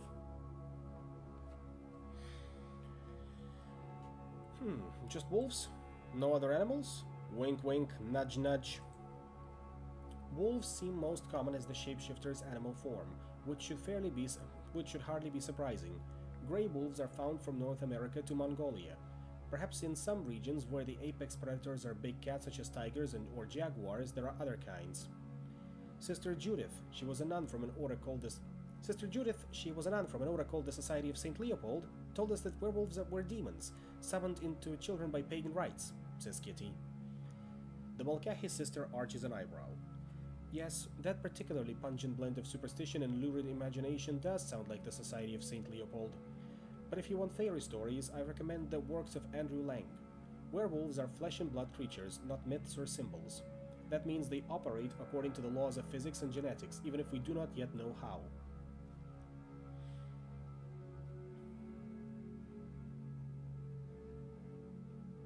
If you don't want to kill them like the Society or study their culture like the Arcanum, why are you so interested in werewolves?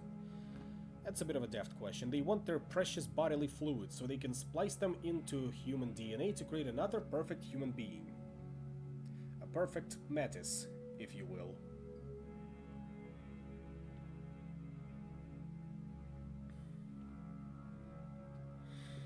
So let's be a little alarmist. You've never actually encountered a werewolf, have you? Take it from me. If you had, you'd have much less faith in science. Nothing can prepare you for them. The Mulcahy sister looks at you coldly. I have no faith in science or anything else. Faith is irrational, arbitrary. I observe and I reason. Kitty shakes her head in obvious frustration. My interest in shapeshifters should be obvious. This time it's the sister on the right who speaks. We humans are so fragile, so limited. We are not even masters of our own bodies. Consider the disease that killed your mother, Liam. Cancer. Rebel cells, immortal cells, outside our control. It does not have to be this way. Now wait a second here, how did you know about my mother? I do my research. It is not hard to purchase information on anyone these days. The other sister speaks. The cure for cancer is encoded in the lycanthropic DNA, but you must think bigger than that. A corollary of the cure for cancer is a cure for old age, because we only age and experience cell degradation because the alternative is cancer. Within 10 years of Farah in discovering the secret of werewolf transformation, we will have not just cured cancer, but also eliminated all hereditary illnesses worldwide, as well as extending the average lifespan by 60 years.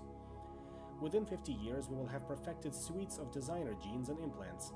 Artists will be able to develop opsins in their eyes that will allow them to see entirely new colors. Scientists will carry entire reference libraries in their pineal glands. Nobody will be born with an IQ below 200.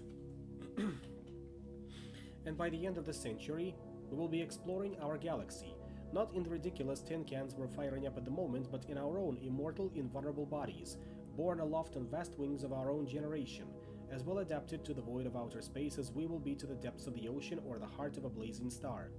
Humanity will spread the light of consciousness across the universe forever. Although she began by speaking in her usual dispassionate tones, the Mulcahy sister's register has steadily risen as she speaks, and her eyes glow with excitement as she finishes sketching out the future.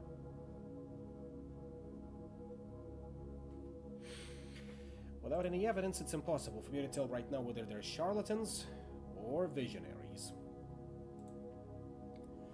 Alright, says Daniel flatly. So you're saying we'll all become space gods. One question. No, wait. Two questions. One, what do we have to do with all of this? Second question. For fuck's sake, which of you is Una and which is Fionnuala? It's been driving me crazy. Which? I thought you understood by now. My father always said that monozygotic twins were God's clones. Odd thing for a poor fisherman to say, Claudia observes. What? Oh, the press kit stuff. My father is a microbiologist, Claudia. He has 5 degrees. People just tell these stories about me. In any case, the truth is that I am one individual, divided like the right and left sides of the brain.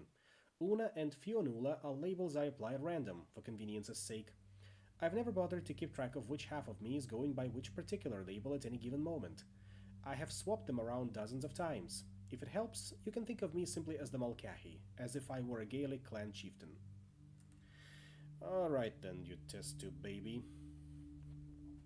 Well, glad we cleared that up. Sounds really healthy what you've got going on there. As for your other and more pertinent question, I need your group. FADA can attract any number of high-quality researchers and scientists, but experienced field operatives are rare. Over the past 4 years, I have hired and equipped 5 teams of ex-military contractors and sent them into the Wicklow Mountains to try to capture a lycanthrope. 3 teams have came back empty-handed. Of the other 2 teams, just 1 survivor returned, in a state of permanent nervous collapse. And 1 team did not come back at all. Given this context, your group's ability both to gather information around Glenkildove and to survive the process are noteworthy to say the least. I want to work with you. I realize that you have your own goals in the region, and there is no reason why working for FADA should interfere with them. I want genetic material. DNA samples such as scrapings of flesh, fur, blood, and saliva would be good. I'll make sure that you receive equipment to gather such things. A lycanthrope cadaver would be better. Best of all would be a living subject. Naturally, we would equip you with a wide-ranging suite of drugs, medicines, and wearable biomedical enhancements, custom-engineered in order to give you the edge even against the lycanthropes. What do you say? And yes, someone is really tempting that car's fate. Speaking of, if we were to work with you, we'd need money. A great deal of money. Will you make your findings public? We want the world to know the truth. We would want you to share all research data on werewolves that you obtained as a result of our findings.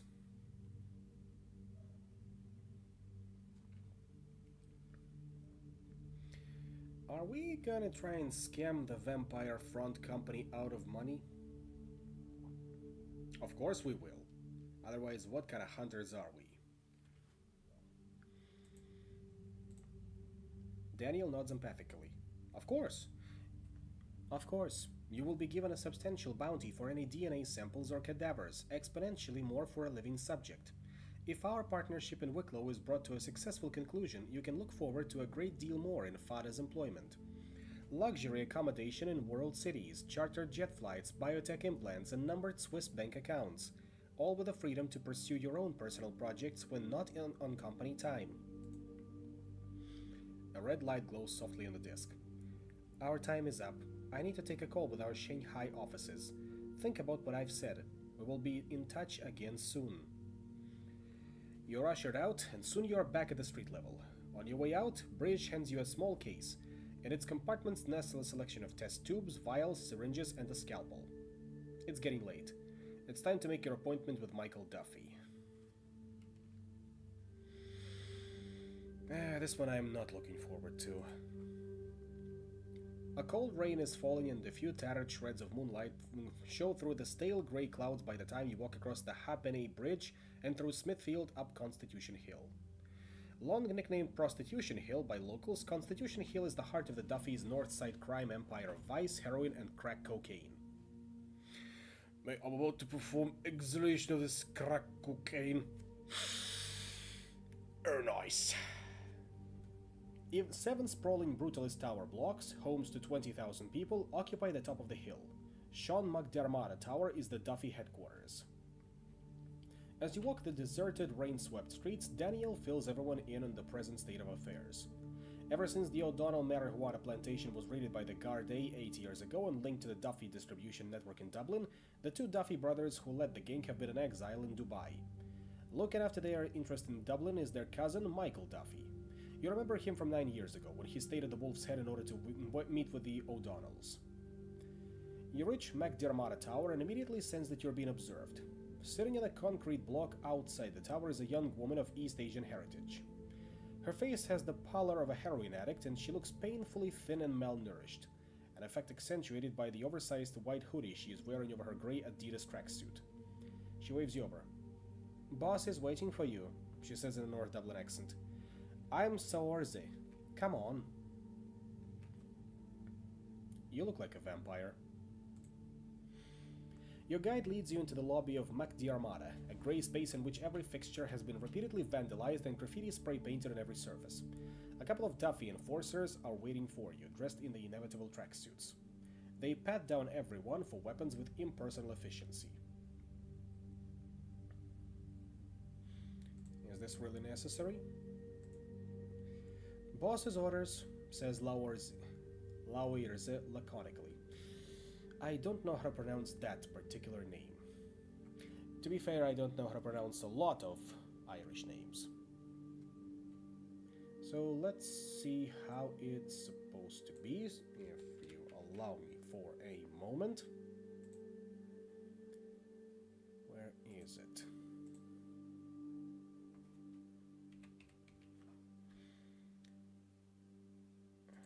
From English to Irish, where is it?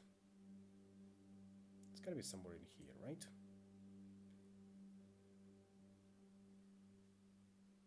Yeah, there it is. Now, how to pronounce it? Sawiase. Well, that's in English. And you cannot do that in Irish, of course. On the bright side, we do know how what it translates to. Freedom. So once again, let me try to remember that. Sawiase. Sawersay. Alright, I'll take you up on it. Sawersay it is.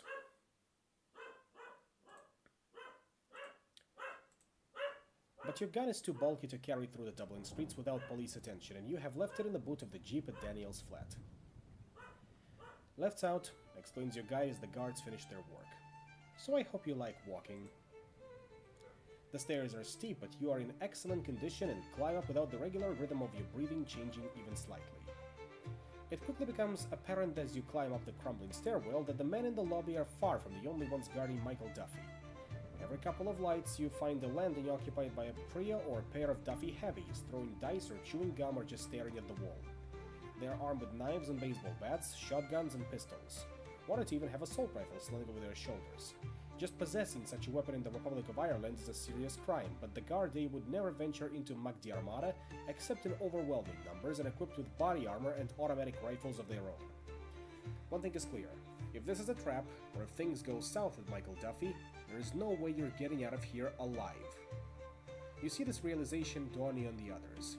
Daniel struts up the stairs with his usual cocksure bravado, but his grin is a little fixed and his eyes are moving from side to side as he takes in the peril of the situation. Kitty looks pale with worry. Only Claudia seems unmoved, her features impassive under her shades, although you don't doubt that she is as aware of the danger as Daniel and Kitty.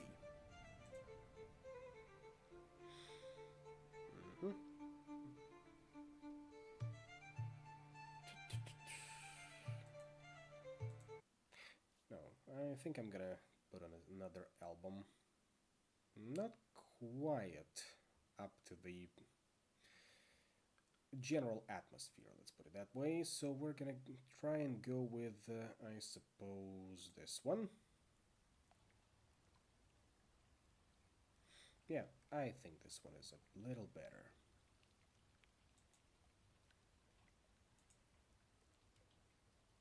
Now, where was I? Right.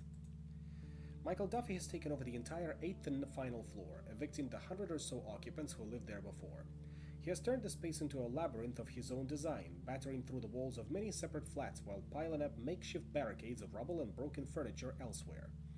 The result is a tortuous, convoluted maze, a place filled with shadows and the sound of dripping water where rainwater leaks through from the roof. Grey dust has settled everywhere amid the jagged, broken concrete blocks, and as you pass by it rises up in a choking mess. There are guards up here too, watching with blank eyes as you pass by. Without Saoirse to lead you, you'd think it might have taken many hours of exploration before you found Michael Duffy's throne room. You're not sure you'll ever be able to find your way out again without her.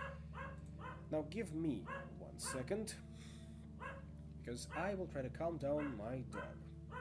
Be right back.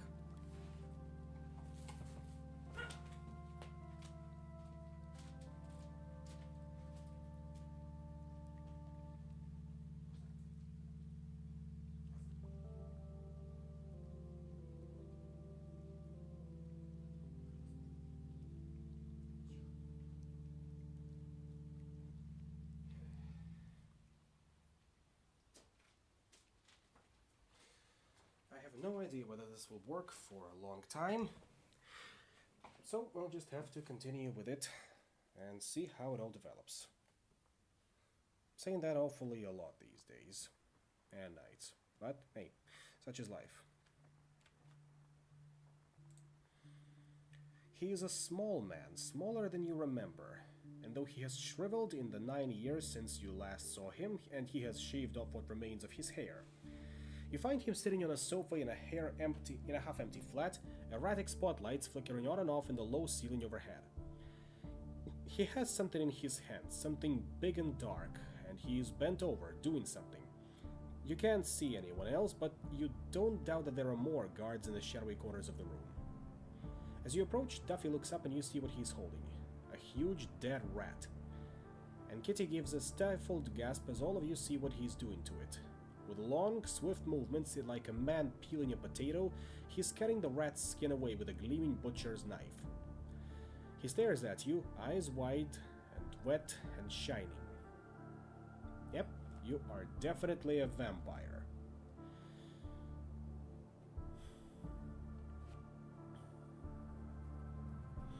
Seems to have a lot of pronunciations. Listen to the Munster dialect. Circe. Ah, think of the name Circe. Okay, I'll try to remember that. Rats, he says. Never thought much about them growing up round here. Sure, Casement Tower was crawling with them little fuckers. Every now and then one would get into a crib and bite a babby's face. Some of us kids that chase him around for sport like, or grab one and try to put it down some girl's blues for the crake. He holds up the rat as though for your inspection. Thing is though, rats are wild animals. We hate them, but we can't kill them faster than they can breed more fucking baby rats. All of our big cities, our fucking technology, are chemicals, and we can't kill these little fuckers. That's why people hate and fear rats. They remind us that we're still not really in control. That we got fucking wild animals living in our homes and we can't do fuck all about it.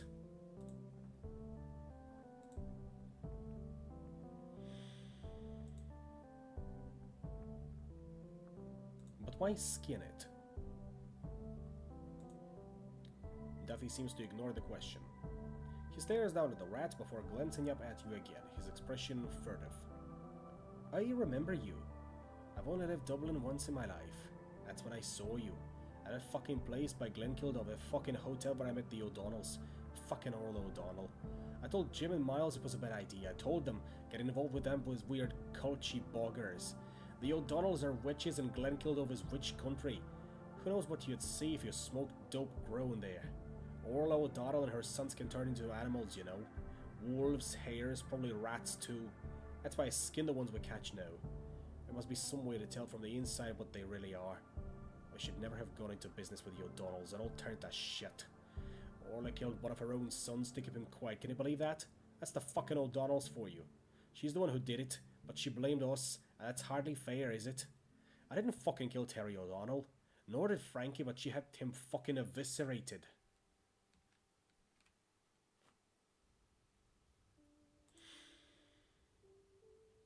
Let's see. Manipulation and subterfuge. That one is right out. Charisma and persuasion to calm him down. That's charisma 2, persuasion 1. Not liking those chances. Or we try to snap him out of by telling him something of the truth of Glenkildove's horrors. That could work. Could. If we decide that the second roll is not gonna be worth it. But honestly, I am more leaning towards... what was it? Towards the second option. Our chances there are a little better. Not by much, but that's something.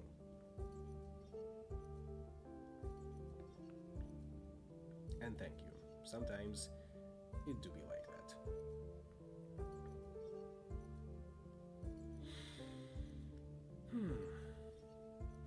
So do we try to calm him down or do we be upfront with him? Tough question, honestly, considering we are surrounded by possibly very armed and dangerous humans. Try to calm him down it is, then. You try speaking calmly to Duffy, but it just makes him angrier, as he clearly believes you're trying to manage him. You hastily detest. With one final glare, Duffy continues. Duffy explains that Frankie Dwyer was a drug dealer who worked for the O'Donnells selling crack cocaine in North Dublin. A week ago, he was torn apart outside a homeless shelter on Sheriff Street. You remember Sister Judith telling you about the same incident, the one that prompted her own investigation, and her conclusion that Cormac was responsible. Frankie's murder seems to have massively accelerated Duffy's existing paranoia regarding the O'Donnells, whom he is convinced carried it out. It is since then that he moved up here and built the makeshift maze around him. You know what they are, he says, jabbing a finger at you, then at Claudia. Cersei listened to her fucking radio broadcasts or whatever it is. She told me about it. And you hunt them. I want you to kill them. Every single one of them. Orla O'Donnell, her sons, her grandsons, and any other fucking nightmare shape-shifting witch monster in those hills. This time he points at Daniel. He owes me money. Lots of money. But I'll let him off if all of you do it. And I'll give you money. More money than you can imagine, and connections from here to fucking Dubai. Charlie and Brown if you like too, lifetime supply. Just fucking ice those fuckers. He doesn't seem to be looking for a response. There is one other thing, says Claudia. The place where Frankie Dwyer was murdered. We need to see it. Might learn something. Duffy nods. I'll get Ray and Deco to bring you there tomorrow morning. We know you're one who runs it. Polish woman. Without warning, the crime lord suddenly descends into a sullen silence and begins flaying the rat again. For the first time, you notice a heap of red-white little corpses in a corner of the room. Best you go now, Cersei whispers. His temper won't hold. Daniel has been uncharacteristically silent throughout the entire interview with Duffy. Once you're back at street level and walking hurriedly along the Liffey towards the IFSC, he lets out a long breath. I'm no psychologist, but your man up there is fucked in the head. Says Claudia. She appears to be thinking about something else. I feel sorry for him, Kitty says quietly.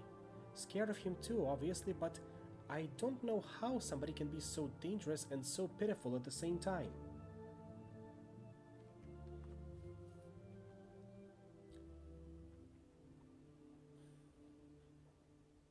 I think he always was a monster. He's just a broken monster now. A hopeless monster, maybe Daniel would call him. None of which is to say he might not be useful, Daniel adds.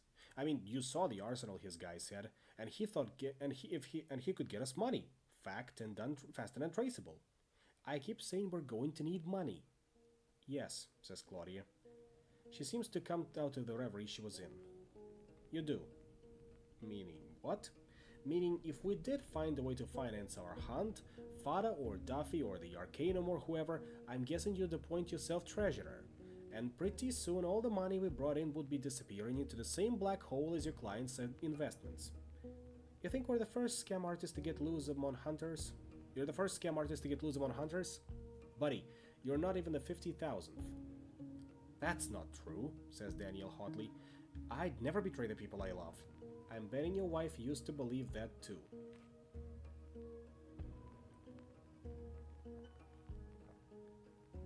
We need to level up our leadership skill. On God. Look, you both loved Simon. In your own ways, you're both doing all this for him. So why not at least try to get along? That's right, says Kitty. Claudia shakes her head but says no more, and you walk the rest of the way back to Daniel's apartment building in silence. Well, Claudia certainly does not hate me. Daniel looks like loves me a little more. Kitty stayed the same, from what I can tell. Back at Daniel's penthouse, Claudia mutters something about research and disappears into one of the bedrooms with her laptop. Daniel himself is soon on the phone to Hong Kong, speaking urgently in a mixture of English and Cantonese. Meanwhile, Kitty brews tea, pouring it into two of the shiny black cups that hang on a rack above the kettle. Like everything else in Daniel's immaculate kitchen, they look extremely expensive and as though they have never been used. The rain has passed by now, leaving behind a refreshing quality to the cool evening air. Kitty leads you out onto the terrace and leans against the glass barrier. You know, ever since we talked about it in the car, I've been thinking, what are werewolves anyway? It seems like everybody we talk to has their own ideas. Sister Judith thinks they're demons, Duffy thinks they're witches or something like that, and Oni thinks they're the hunting hounds of the Danann. The Mulcahy kept talking about genetics, and Professor Tottenham tells us about folklore and mythology. Everyone wants to fit these things into their own ideas about reality. I think maybe it's because werewolves are something we're so afraid of. Perhaps everyone's trying to put labels on them, categorize them, know something, because maybe that might make them a little less frightening. But it doesn't. Not really. It's a bit like Duffy said. We don't like to think there's things we don't know and can't control. And names and labels help us pretend that we control it all. Kitty stares out into the night, the lights of the city glowing far below. But we don't.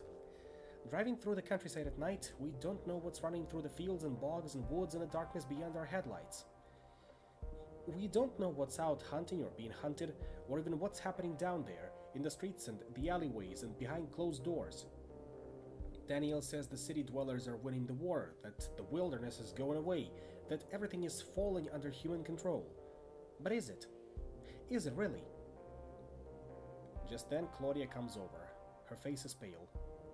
I think you should see this. Daniel, too. Ever since we saw Cersei, there was something familiar about her. Claudia explains as you enter the room she's been using. I've been trying to place her. It's been driving me crazy. And it wasn't just that. Did you notice, as we were going up the stairs, none of the guards would speak to her or even look at her. They must have been bored stiff, standing around the landing all day, guarding a flight of concrete stairs, but they didn't want a conversation. Not with her. It was like they were scared of her. Daniel looks skeptical. He's clearly not over his earlier argument with Claudia. A bunch of Northsider hard men scared of a skinny junkie? Exactly. What the fuck, right? She clicks on her laptop, open on the bed. It shows the PDF of an old Wicklow People article from 1987 about the disappearance of Noriko Hiraoko around Glenkildove. Above the headline there is a grainy picture of Noriko, a young Japanese woman standing on Grafton Street and smiling shyly for the camera. It is, unmistakably, the same girl whom you met on Constitution Hill 2 hours ago, and she hasn't aged a day in over 30 years. Yep, just as I said, vampires through and through. By surviving the hunt so far, you've learned and grown stronger. Well, time to spend our points. As I mentioned, maybe it's time to invest in our mental or social skills. If we go with social skills, we got 6 experience points, which means we can raise our intimidation, leadership, and persuasion. We're not going for insight or subterfuge. If we go for mental, that means we can raise our science and technology, awareness, possibly driving. What do you think in that regard, huh? Because, as I mentioned, I am leaning towards leadership.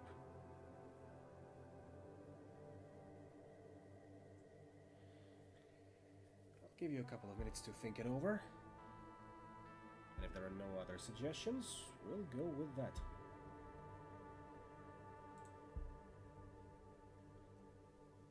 At least that is what I'd like to say.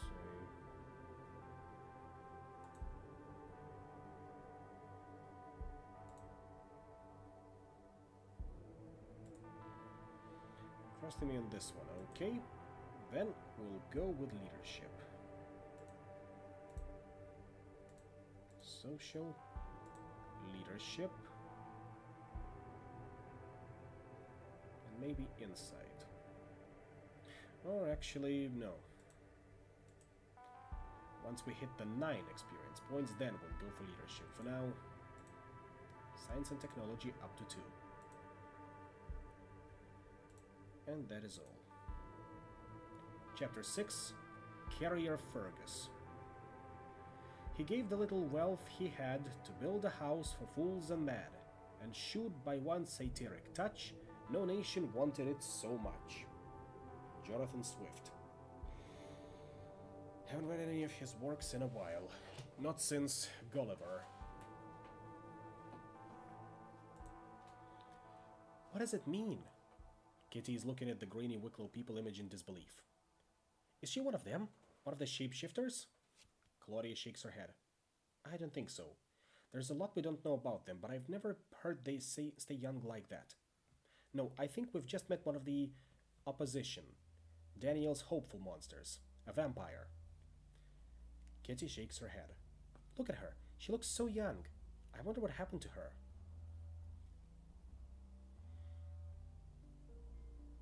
I shake my head.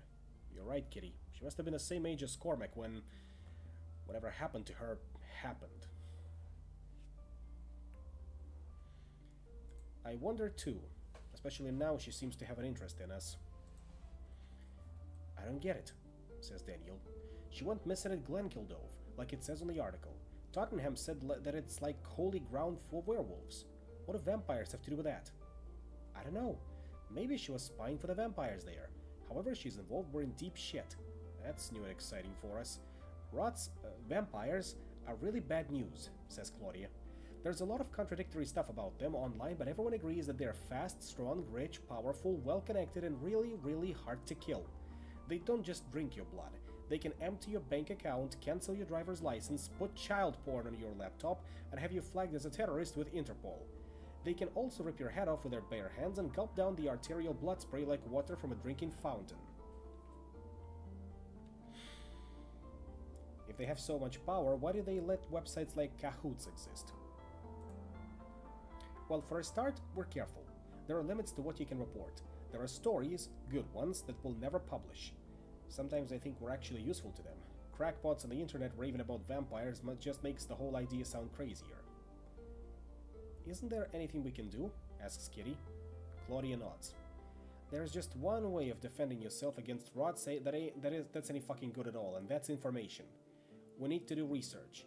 They aren't like the shapeshifters. They can live off the grid like them, in places like the Wicklow Mountains, or the Kent. They need humans as food and as servants. They need money, they need information. That means they leave a paper trail. Financial transactions, property ownership transfer, creation of false identities every 70 years or so. It's getting harder to do those things secretly. It makes them more vulnerable than they were before. Daniel nods soberly. His work involves secretly moving huge sums of money around for wealthy, often anonymous clients. You can guess that he is right now wondering just how many of his firm's clients are even human. They know, of course. From what I've heard, there were a ton of leaks throughout the noughties. Feeding grounds, flight plans, hideouts, weaknesses, bank accounts, properties. I think some of the leaks actually came from other vampires doxing their enemies. Anyway, it was happy hunting time for people like Sister Judith and friends. But there hasn't been all that much since then, and anything of any real value that does get leaked gets scrubbed from the internet within minutes. The general consensus is that the rots have wised up and got into a tech blackout. It puts both sides in the dark, and the rots like dark. So what good is it trying to search for information on them? Asks Daniel. They're good, but they're not perfect. Smart hunters learn to use code words to talk about certain things, to avoid setting off the alerts that the rot's online algorithms have. Open source intelligence is the name of the game. With satellite feeds, CCTV footage, database dumps, social media, and all the rest of the internet, there's a huge amount of data out there. Set thousands of hunters combing through and comparing notes, and you are bound to strike gold sooner or later.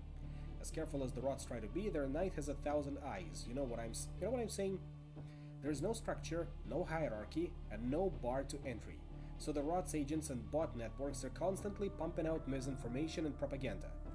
You just have to learn to recognize them and kind of tune them out. Then there's the idiots.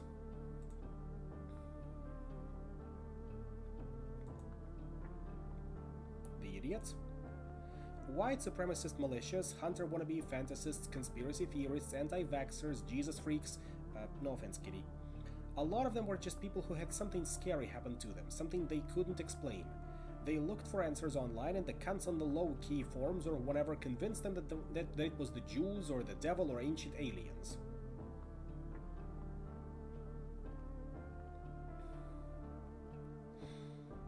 The low-key forums? Asks Kitty. A fucking cesspit even by the standards of the internet. Smirking neo-Nazis who hate women almost as much as they love anime and racial slurs.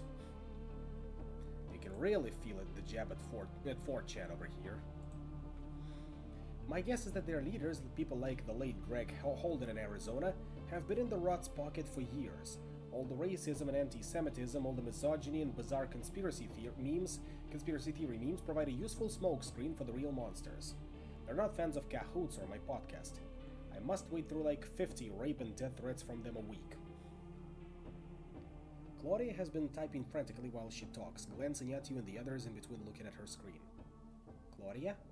You don't mean you're going to do this research now? It's already late and we're looking at a murder scene tomorrow morning. You need rest. We all need rest. Yes, of course, I mean now, and all of you need to help, Claudia says. Haven't you been listening? Every second counts when you're dealing with a rot. Whatever Noriko has planned for us, we're going to need all the information we can get. There'll be something we can use against her, some weakness or secret that will give us a little bit of an edge or a bargaining chip. But we need it now, right now. And the more eyes on this, the better. Noriko doesn't know that we know, Kitty points out. It seems like for the moment we're doing what she wants. The only way that could change is if we get her attention by trying to find stuff out about her online. We might just put ourselves in much greater danger that way. And I don't want to be dealing with all this head-wrecking stuff tomorrow on no sleep. It's clear that Claudia won't budge, but Daniel is in agreement with Kitty. What will you do? I'm thinking we stay up with Claudia and try to convince the others to stay up as well. This is important. Besides, we're with Claudia all the way, ride or die. How will you try to convince Daniel and Kitty to help? Try to take charge relying on my force of personality, charisma and leadership. I really should have put at least 1 point in leadership by now, but oh well. I'll try to persuade them with logic and reason. That's intelligence and persuasion. A little weaker, but could work. Or I will try to scare them by emphasizing how much of a threat Noriko is. Manipulation and intimidation. Weaker still, so second option it is. You emphasize the importance of learning everything you can about this unknown player as soon as possible. Everyone will have a chance to rest up later on, but right now the work has to be done. Kitty shakes her head. I'm sorry, Liam, but I still think rest is more important than any of that. Claudia nods. I'm glad you get what we have to do at least. She gets up. Do you want some coffee? You'll need something to keep you awake. Oh, to be young again. Red Bull. Daniel has a 6-pack of Red Bull in the fridge, presumably for workday hangovers. You take out a can, hearing the hiss of escaping air as you open it, and take a sip of the sweet cold drink while Claudia makes coffee for herself.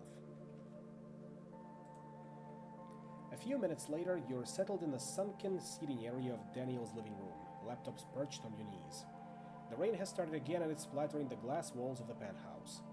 It's strange and unsettling to think that Noriko is out there somewhere in the dark, wet night beyond, a nocturnal predator slipping through the alleyways and courts of Dublin. There's lots of areas we could search, but our time is limited. And remember, we need to cover our tracks as well as we can. Kitty is right about the one thing. We don't want Noriko knowing that we've recognized her. It's our only real advantage at this point, says Claudia. How do you want to split the work up? Let's see. Wits and streetwise, that one's right out. Manipulation and insight? No. Intelligence and science and technology. Finally, this will come in handy. Intelligence 2, science and technology 2. I'll try to break into government and corporate databases in Japan and Ireland, establishing everything I can about Noriko, Cersei's real identity. You download some hacking software and begin trying to crack the Garda Shohana website, looking for details on the murder of Noriko Hiraoko. But they've obviously had a recent security upgrade. A After several hours, you have gotten nowhere and you have a sinking feeling that, despite the precautions you took, you have set off an alert. You log out as quickly as you can and report your failure to Claudia. Not good enough. She looks up from her laptop and grimaces. That's bad news, and not just because of the police. Knowing rots, the chances are Noriko has bought someone on the Garda's cybersecurity team. If they know we've been trying to find out more about her, she does too. Still, it's not all bad news. Come and see what I've found. Claudia gestures at her screen. She has somehow gotten access to the records of half a dozen banking institutions. Money leaves a trail across the world, she says, no matter how hard the likes of Daniel work to erase it. The Duffy gang launder their money the way you'd expect. They send their trip all the way around the world, via casinos in Ireland, shell companies in the Caribbean, banks in Zurich, shopping malls in UAE, but eventually it comes back to them, all fresh and clean, and it gets divvied up between the Dublin gang and the lads in Dubai. But every month a little of it, 0.05%, goes other places. Some of it goes to Tokyo. She flicks through spreadsheets. It goes here. It goes to the Hiraokos, Noriko's family. Claudia explains. It seems that Noriko's mother is dead and her father is in poor health. Her younger sister, now in her 40s, has a severely autistic school-aged child, one who requires a great deal of care. It seems that Noriko is secretly paying her father's medical bills and for one-to-one care and tuition for her nephew. She has taken great pains to disguise the source of the funds, even from her family, making them seem like a series of fortunate windfalls. Even 30 years on, her father remains obsessed with finding his daughter and still maintains a website in which he solicits any information at all on her disappearance in Japanese, English, and even Irish. Noriko disguises some of the money as she sends us donations to this cause. We could use it against her, Claudia says. Threaten to report it as money laundering to the authorities and so cut the funds off. She obviously still cares about her family. It might give us an advantage. I'd rather keep Noriko in the dark as to how much we know for now. There might be other ways to use her family against her. No need to reveal our hand just yet. Claudia nods. Sometimes it's best to be patient. Noriko obviously still cares about her family. I bet she looks at that website shrine thing her father set up for her every single night. Sooner or later, she's not going to be able to resist contacting them, and that will give us an opportunity. I know a hunter group based in Tokyo. They call themselves the Pariah Dogs for some reason. I'll ask them to keep an eye on the Hiraokos, bug the house if they can. It's 4 a.m. Deco will be coming by in just 3 hours to bring you to the scene of Frankie Dwyer's murder. It's time to get some sleep in what remains of the night. Daniel has produced some blankets and draped them over the 2 sofas, one of which Kitty has taken, and set up an old camp bed for you in a corner of the den upstairs. Your alarm awakes you at 6 a.m. It seems like just moments after you got into bed. You are very aware of how tired you are, but you think you'll be able to handle the day ahead. Stifling a yawn, you wash and dress. Having gotten yourself ready, you go downstairs. Daniel and Kitty are sitting out on the terrace, looking out at a cloudy, rain-washed gray morning and drinking tea. Claudia is sitting in the kitchen, drinking black coffee and reading her tablet. Seeing that you are awake, Daniel and Kitty come inside. You're about to open the topic of today's investigation when Deco swaggers in through the door, Ray following behind him like a burly, broad-shouldered shadow. "Morning, y'all," Deco says cheerfully. "Ready to crack some crackhead heads together?"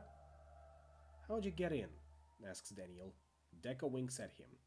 "Ah, now, Danny boy, we go around telling people professional secrets like that, where's our fucking livelihood gone?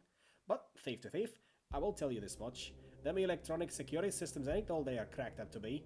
Nice strong padlock and a deadbolt that'll keep our scary fuckers like me and Ray back into some fancy bells and whistles shite from Sunburst or Mills.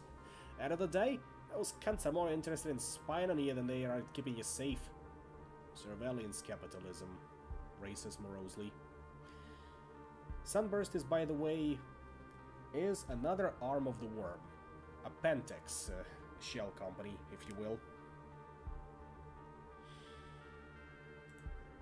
I suppose it could be written down as a masquerade breach. We'll see about that. Now, then. could have at least brought coffee. Deco points at you. Now him, I like. Sense of humor there. You can get your own fucking coffee though. Soon you're on your way. Ray leads the others out, but Deco lingers behind with you. You look like the old shite, he says bluntly. What's that to you? Now how are you gonna catch Frankie's killer if you're falling asleep in your feet? Deco holds up a baggie filled with pinkish white crystals. Speed. You don't want to be going down Sheriff Street half dead the way we are right now. The lads down here would be quite happy to finish the job if you get mid-rift. Take some of this. No. Nope. Give me some more Red Bull though. That's my bakes. Very nice. For the record, I'm just playing this up and I'm just drinking water. Deco shrugs. Suit yourself like. The cold, sweet Red Bull delivers a much-needed hit of caffeine. It'll keep you going for a little longer. You both hurry out to catch up with the others. Hey, I'm allowed sippies if it's just water. Sheriff Street isn't very far from the IFSC, but the contrast that the journey there presents is immediate and striking. The gleaming skyscrapers and office buildings of Daniel's neighborhood are quickly replaced by rundown terrace houses, many of them boarded up or with jagged, gaping holes where window panes have been shattered. Tied-up pairs of shoes have been slung up over telephone wires every so often, indicating the presence of a crack house. Kitty sighs. Ever noticed none of the money coming into Dublin these days ever seems to make it very far north of Liffey? She asks. Deco shrugs. Not really. Sure, I'm going grand. I'm sure I'm doing grand. I don't spend much time in the street myself these days. He adds, meaning Sheriff Street. Nice to know, mutters Daniel. Deco frowns, ignoring him. That's part of what has my poor old brain so confused about this, actually. What was Frankie doing there? A homeless shelter? Well, he was a drug dealer, so maybe he was dealing drugs? Asks Claudia. Nah, the Duffys don't deal at Agnieszka's shelter. She don't allow drugs there. She tries to get everyone who stays there off the brown and the white. Claudia looks incredulous. And you go along with that? Sure.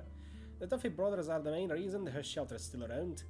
They're its main donors, even now they're living fucking Dubai. I like to do a bit of good in the community, like. Hearts and minds, adds Ray. I wouldn't have thought, says Kitty slowly. The drug dealers wouldn't want to support a shelter that was trying to help people beat their addictions. Deco grins. That's just it though. Trying. We're talking junkies here after all. Maybe one in 10,000 is ever gonna be able to quit. And goodbye and good luck to him. We get hundreds more and new customers every week. Nah, the only thing Agnieszka's shelter is doing is keeping those sorry cunts alive for a few more years. And that's a few more years of profits for us. Not yet, not yet. For both of us. I can only hope that the shelter does more to help people than Deco claims. The normally impassive Claudia looks equally dismayed and disgusted. You're a psychopath, she tells Deco. You know Claudia well enough to understand her reaction. Her own work, taking on the unseen monsters of this world, must seem like a similarly quixotic or quixotic crusade. You wonder how often she has asked herself if there's any point at all to the sacrifices she has made to keep it going. He gives an amused smirk. Me? I didn't put a gun to anyone's head and make them take crack. The only psycho here is the fucker who killed Frankie Dwyer. He had 2 kids, did Frankie. He was a nice fella, and some sick fucker tore him apart. Maybe I parts of him too, from what I hear. Whatever or whoever did it, when you find them, let me know. Ray and me'll be there with fucking Uzis.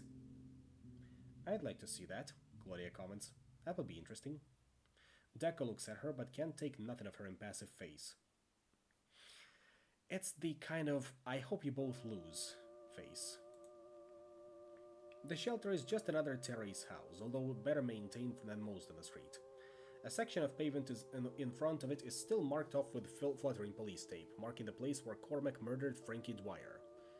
The shelter is only just now being opened up by one of its volunteer staff, a balding middle-aged man. Deco pushes past him as he opens up the door. The volunteer looks about to protest, but a glare from Ray silences him. "This is why I wanted to get here early," Deco says, and you stand in a battered waiting room area, lit by dully glowing ceiling lights. The seating is cheap mismatched plastic chairs. Flyers for anti-drug hotlines and addiction programs are distributed around the room and pinned up to the cork notice board. "Agnieszka don't get here for a couple of hours. Gives us some time to ask some questions around here without her, you know what I mean?" Kitty frowns. "Why would we want to question the people here without Agnieszka around?" "I've been here before. Those fucking junkies feel safe when she's there," Deco says. He smiles. "Maybe they'll talk more when they don't feel so safe." "You stay here, Deco. We're not here to scare or threaten these people. Not yet, at least." Deco complies but shakes his head contemptuously. "I thought Mike was bringing in people who could get business done," he mutters. But Kitty nods approvingly. You move through the shelter, splitting up to question its residents, but you meet with little success. The nature of this place means that it has a transient population, many people just staying for a night or two before moving on. Even those who may have been around on the day of Frankie Dwyer's murder are still unwilling to admit it. They're evidently fearful of getting involved in police inquiries or Northside gang wars. But at last, in one of the communal areas, you find one who is willing to talk. He's an old man, but he sits straight-backed in his chair, and he has taken obvious care with his appearance. He has shaved. He has brushed his curly iron gray hair. He has ironed his threadbare clothes and polished his shoes. When he looks at you, there is a brightness to his eyes. "Fenbar," he says, extending a calloused hand. "You and your friends are the ones asking about young Cormac and the to-do with that drug dealer last week." Controlling your surprise at the mention of Cormac's name, you simply nod. "Cormac would stay here every so often. He never gave no last name. People don't ask for them around here. Nearly got himself kicked out a few times, starting fights and whatnot, but Agnieszka had a soft spot for him and always let him back in. She's a good woman, that one. She helped me knock the drink on the head. It cost me my home and my family, but I'm sober now, 3 years, praise be to God. But you wanted to know about Cormac. Like I said, Agnieszka liked him. He'd play the fiddle in the evenings, sometimes. I'd join him on the tin whistle sometimes. He used to like to sing that old song, Carrickfergus, you know. I wish I was in Carrickfergus, only for nights in Ballygrand.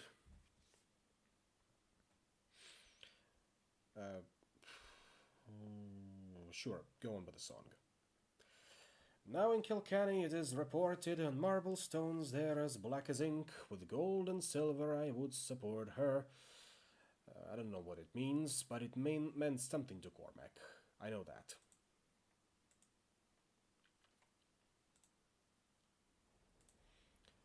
The old man sighs. Kitty has come in while the two of you have been talking, and she stands there listening quietly to the two of you. Cormac was a wild one. It was easy to see that from his eyes, but over the past 3, maybe 4 years, he'd calmed down. You know what that way?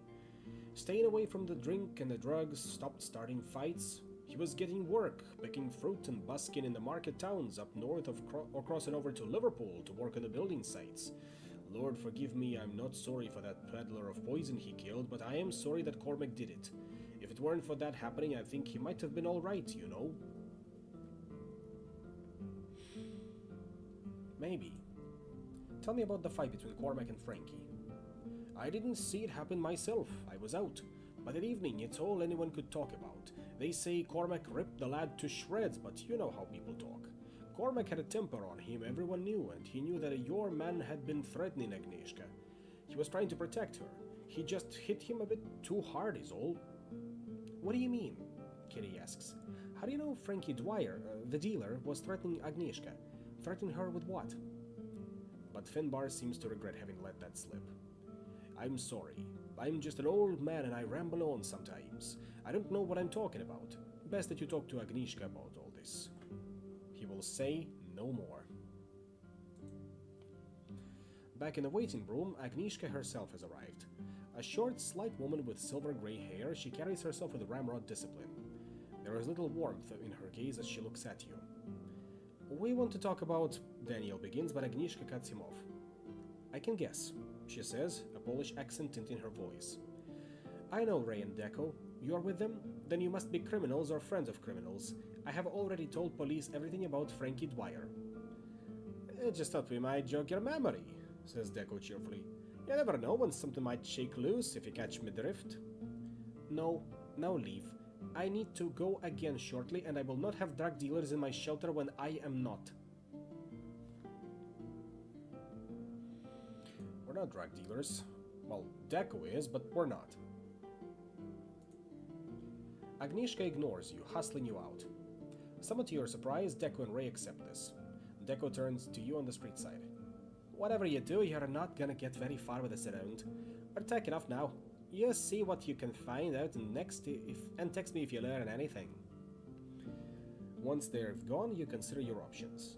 Claudia reports that she tried to get into Agnieszka's office while you were exploring and was surprised to find it locked with a high-tech digital lock.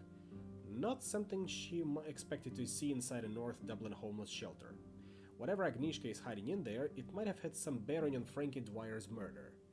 You could wait for her to leave and try to break in. Then again, where is she going to so soon after getting here? It might be worth following her instead. Kitty has another suggestion. Ever since Deco told us that the Duffy brothers are the ones funding this shelter, I have been wondering, what if we could persuade Fada to fund it instead? It would get her off the hook that the Duffys have her on. She might be willing to talk to us then. Daniel frowns. Would Fada go for it though? Do you think we have that kind of pull with them? So, first approach. We wait for Agnieszka to leave, then attempt to hack the electronic lock on her office door. That's wits and science and technology. Honestly, a coin toss, but, well, we'll see how it goes. The only thing that might be because of me getting quieter is that I just shift my position in my chair here and there. Getting farther and farther away from microphone. Also, adjusting it a little more so that it's not blowing out anyone's ears. I can, of course, try to bump it up to original, kind of like that, but we'll see if it's too much. Hopefully it's not. Now, option 2. We'll wait for Agnieszka to leave, then try to tail her to find out where she's going. That's Dexterity and Clandestine, which is... Dexterity 3, Clandestine 2. That honestly could work.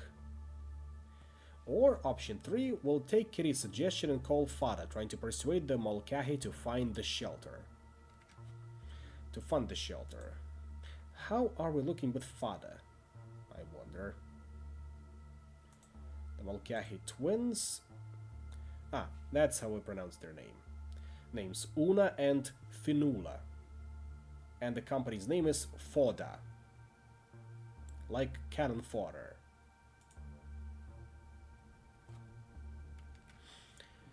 Given our options, we can try to go for the second approach. Or the first one. Honestly, all of these options are viable. To one extent or another. But I am leaning towards second one. Because, hey, stat-wise our chances are looking a little better than the first option. And I am not sure that we do have this kind of pull with Foda.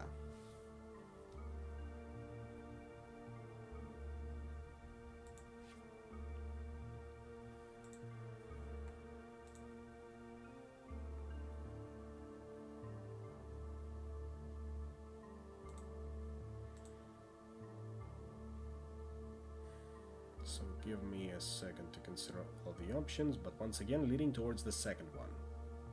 What do you think, by the way?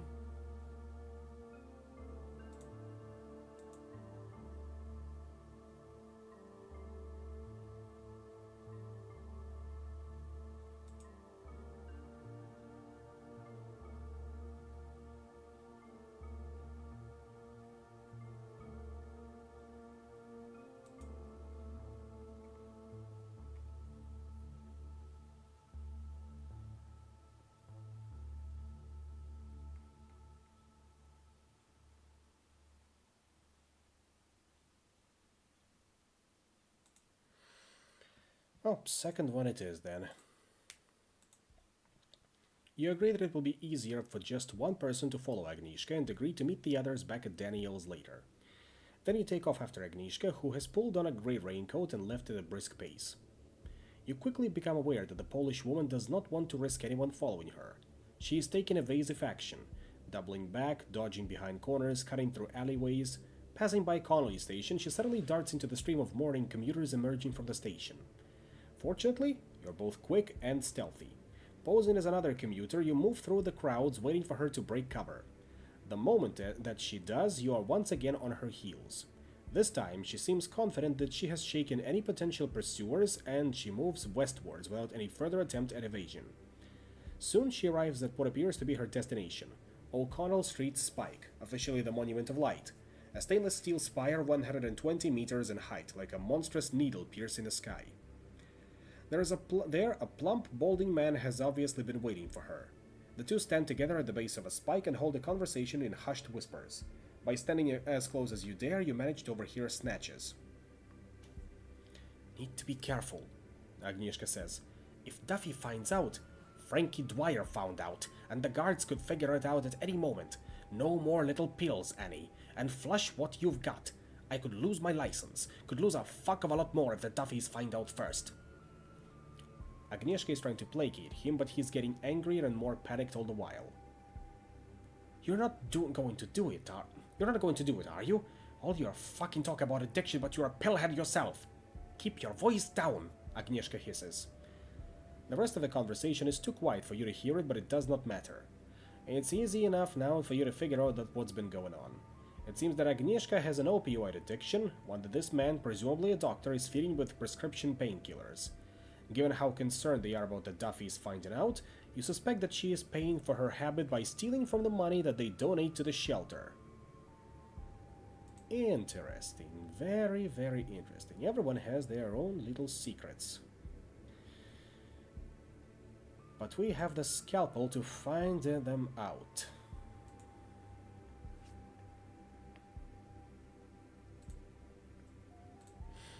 You wait for the conversation to end, then intercept Agnieszka as she makes her way back towards Sheriff Street. Agnieszka seems to recognize you. Please get out of my way. I listen to you talking. I know about the pills. Her face seems to crumple, all the fight going out of her. So, you know. Then Duffy's will know soon. I'm dead. Shelter is dead. You walk with her back to the shelter, then up to her office. She numbly uses her phone to disengage the smart lock, and you enter the shabby room beyond. I will tell you everything. Agnieszka seats herself at an uncomfortable-looking plastic chair and begins to talk. She confirms your suspicions. Thanks to a shelter inmate who had been expelled for smuggling in marijuana, Frankie Dwyer found out about her pill habit and how she was paying for it. He came over to try to force her to allow him to sell crack to residents at the shelter, threatening her with exposure to the Duffys. She refused, unwilling to compromise her charge's struggle against addiction, and he left swearing to go straight to Michael Duffy. Cormac, who was staying at the shelter at the time, overheard that last part and followed Frankie Dwyer outside. She doesn't know exactly what happened next, but you can fill in the blanks. Cormac must have transformed into his beast form and torn Frankie apart the same way he killed Simon 8 years ago. He must have called you in London very soon afterwards. Cormac would have done anything to protect me, Agnieszka says a little sadly. He feels he owes me. It seems that 4 years ago, Cormac was a new resident at the shelter. He became close with another resident, a girl called Alia, who was the daughter of Iraqi refugees. After their short and volatile relationship had run its course, Alia learned that she was pregnant. They were in no position to raise a child themselves, but Alia was estranged from her conservative Muslim parents, and both Cormac and Alia were horrified at the idea of the child growing up in Dublin's notorious foster care system. Cormac mentioned somebody who might be able to look after the child, an old family friend who lived in the countryside. It was Agnieszka who managed everything, pulling strings and filling out paperwork to arrange matters. The child, a little girl, was born in Dublin's Rotunda Hospital, and soon after, the family friend showed up to collect her. It was Cormac who named her, Agnieszka says quietly. He held her for a long time, so long I thought he might never let her go, and he gave her the name. He called her Niam.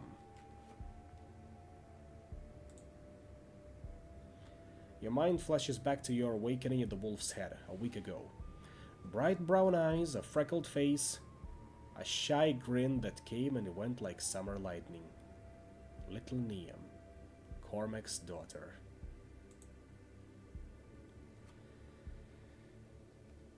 As for my reaction, it's curious. Whatever made Cormac the way he is it hereditary? Is there a chance that Niam could be or become a shapeshifter as well? Could she be a kinfolk, as they say? That's whole story, says Agnieszka hopelessly. Now, what are you going to do? You consider. What will you do with what you have learned about Agnieszka's activities?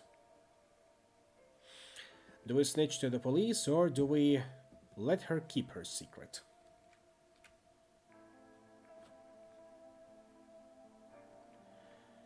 I am leaning to letting bygones be bygones, or in this case, alright then, keep your secrets.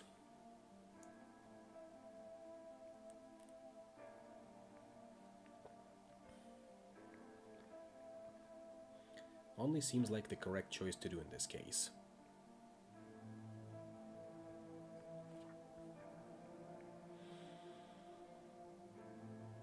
But, as always, I'm open to other suggestions. And yes, it is a good point. Snitches get stitches. Agnieszka, we're keeping your secret. Nothing ever happens, nothing will change. Thank you. Agnieszka, not an emotional woman, is clearly profoundly relieved. Taking advantage of the moment, you give Agnieszka your phone number and email address and tell her that you would be interested in learning of anything strange or unusual that she hears on the street. You haven't been a hunter very long, but you've already learned of the value of contacts in places both high and low. The shelter on Sheriff Street will make a valuable listening post, and a good bolt hole if you ever need a place to hide out. Now it's time for you to meet Daniel and the others back at the flat. Returning to the flat, you gather the others together and tell them what you've learned. Niam, gasps Kitty. Oh my god. Claudia is nodding thoughtfully, already recovering from the shock. Yes, I should have seen it earlier. She looks like him. She's his daughter, all right. Daniel is looking at Claudia. And what does that mean for you, Claudia? What do you mean? What do you mean? What does it mean for me?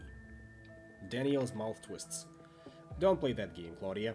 We've all come to know each other very well over the last few days. You and me and Kitty and Liam.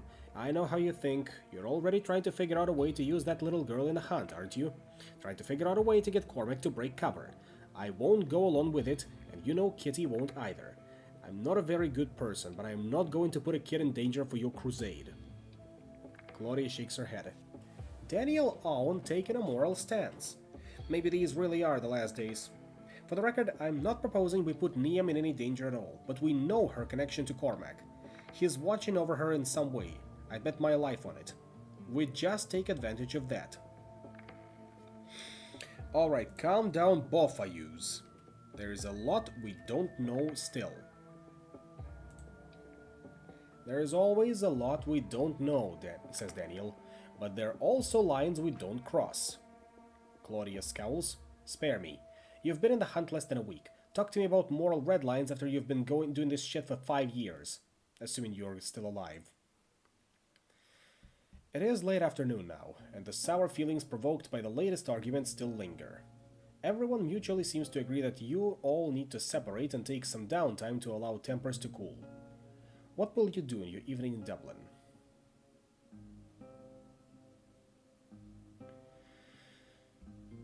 Maybe a chance to boost some of our skills. In that case, I'm thinking we actually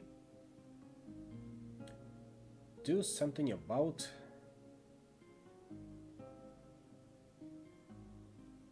maybe brush up on science and technology more, which means I'm gonna take Tottenham's suggestion and contact Trina Heller, whom he suggested could tell us more about the shapeshifters we're hunting. You send an email to the address that Tottenham gave you. Half an hour later, you receive a reply from Trina Heller suggesting a video call. You accept, and a few minutes later her call comes through.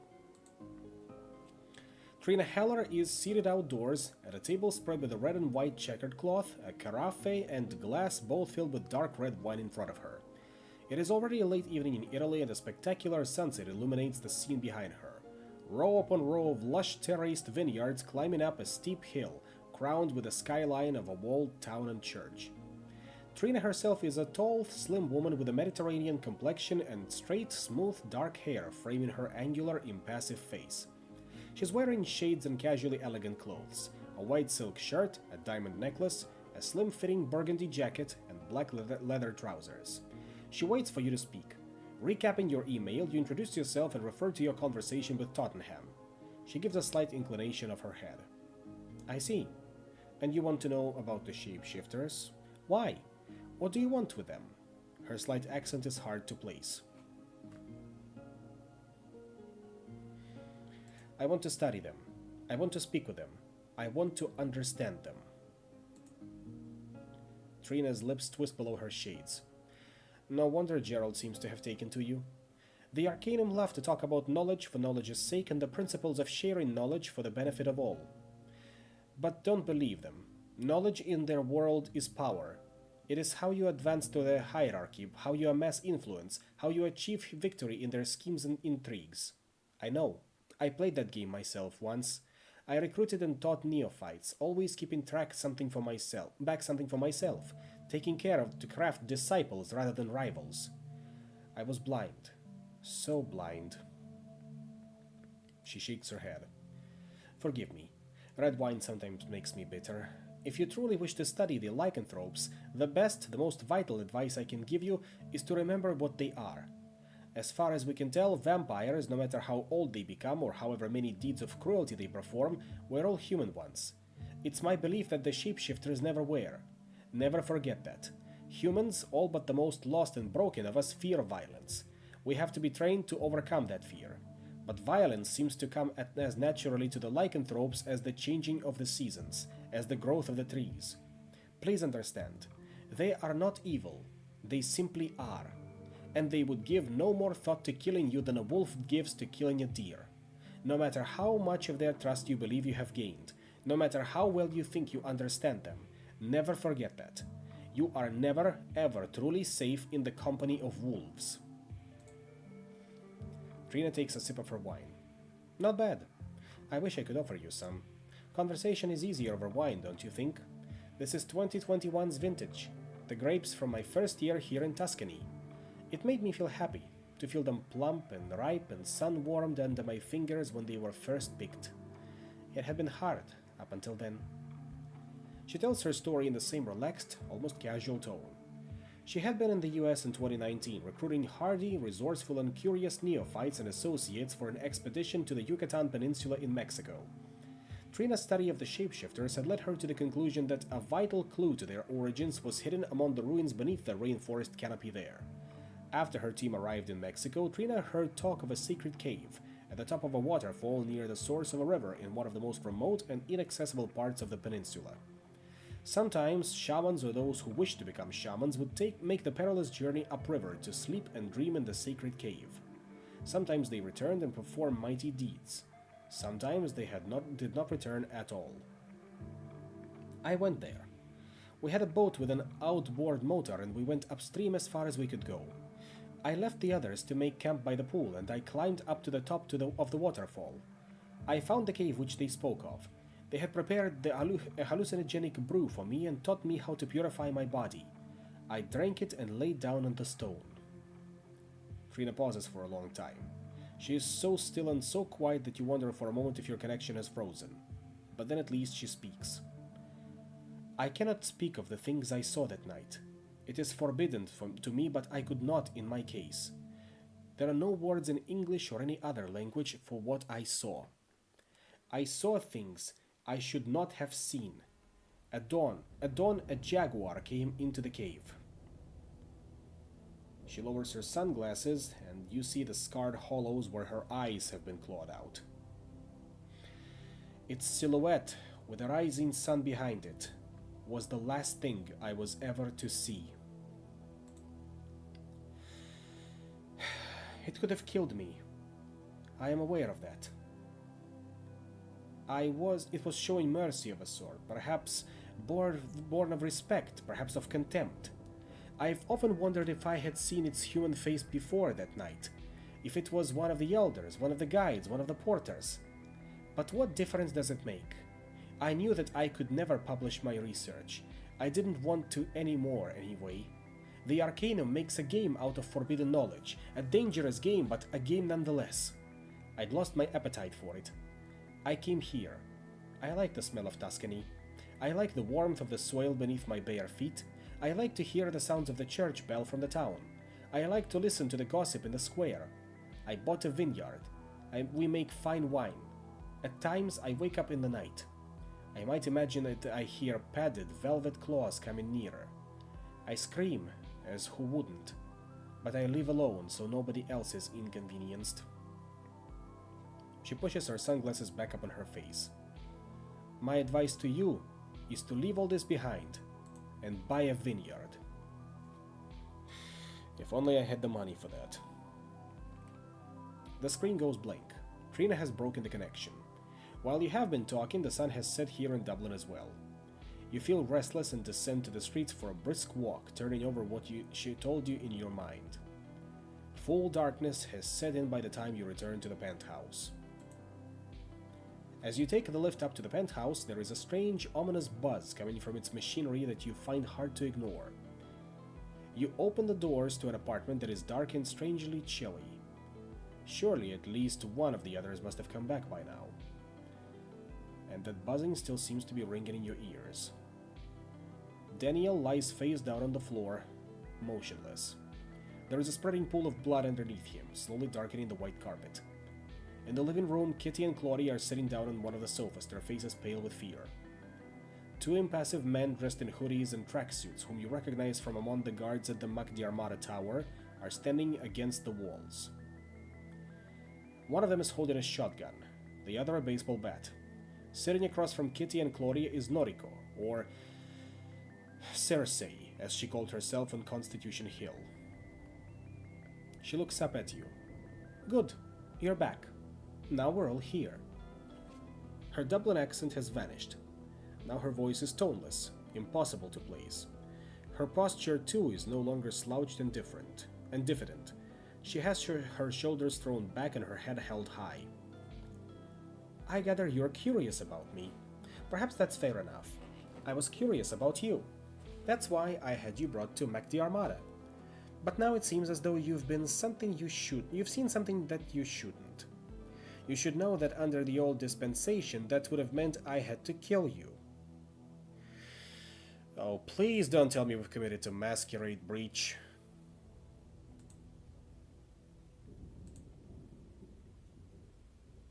What have you done to Daniel? She laughs in your face. Done to him? I've been keeping him alive for the past year in spite of all his suicidal impulses. Mike Duffy would have had him killed and thrown in the Liffey months ago if it weren't for me. I just had Jerry here knock him out, that's all. Noriko flicks her fingers. The days of the old ways are gone. I've outlasted them. I've outlasted the days that followed them too, days of fire and blood. I've outlasted everything this rainy prison of a city has thrown at me. I hate this place, but it belongs to me now, the same way I belong to it. I do as I please here. If I kill you, it's because I choose to. She cocks her head, looking at you curiously. At present, I don't choose to. You might still be useful to me, but I feel as though a lesson is in order first. You think you know what I am, but vampire? That's just a word for you. A word cheapened by silly movies and cheap novels. It's time for you to feel it. She indicates Claudia and Kitty. I'll feed tonight. I'll feed on one of them. I won't kill her, but I can say that she will find the experience enjoyable. You'll pick my victim for me. No! Claudia shouts. She looks sick with terror at the prospect of Noriko feeding from her. Kitty looks between Claudia and Noriko. Pick me, she says quietly. She's clearly frightened herself, but swallowing back her fear. Please pick me. Noriko smiles at her. You don't decide. Liam decides. Attacking would be useless. The shotgun-toting guard has his weapon aimed at your chest, and in any case, there is something about Noriko's supreme confidence that suggests that she could kill everyone in the room in seconds. What will you do?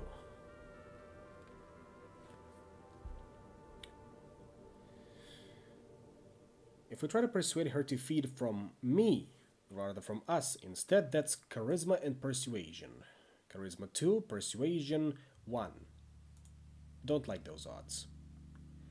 We'll tell her that I refuse to play her game and be complicit in the violence she chooses to inflict. Composure and leadership, so 3 and 0. Really should have invested more in leadership.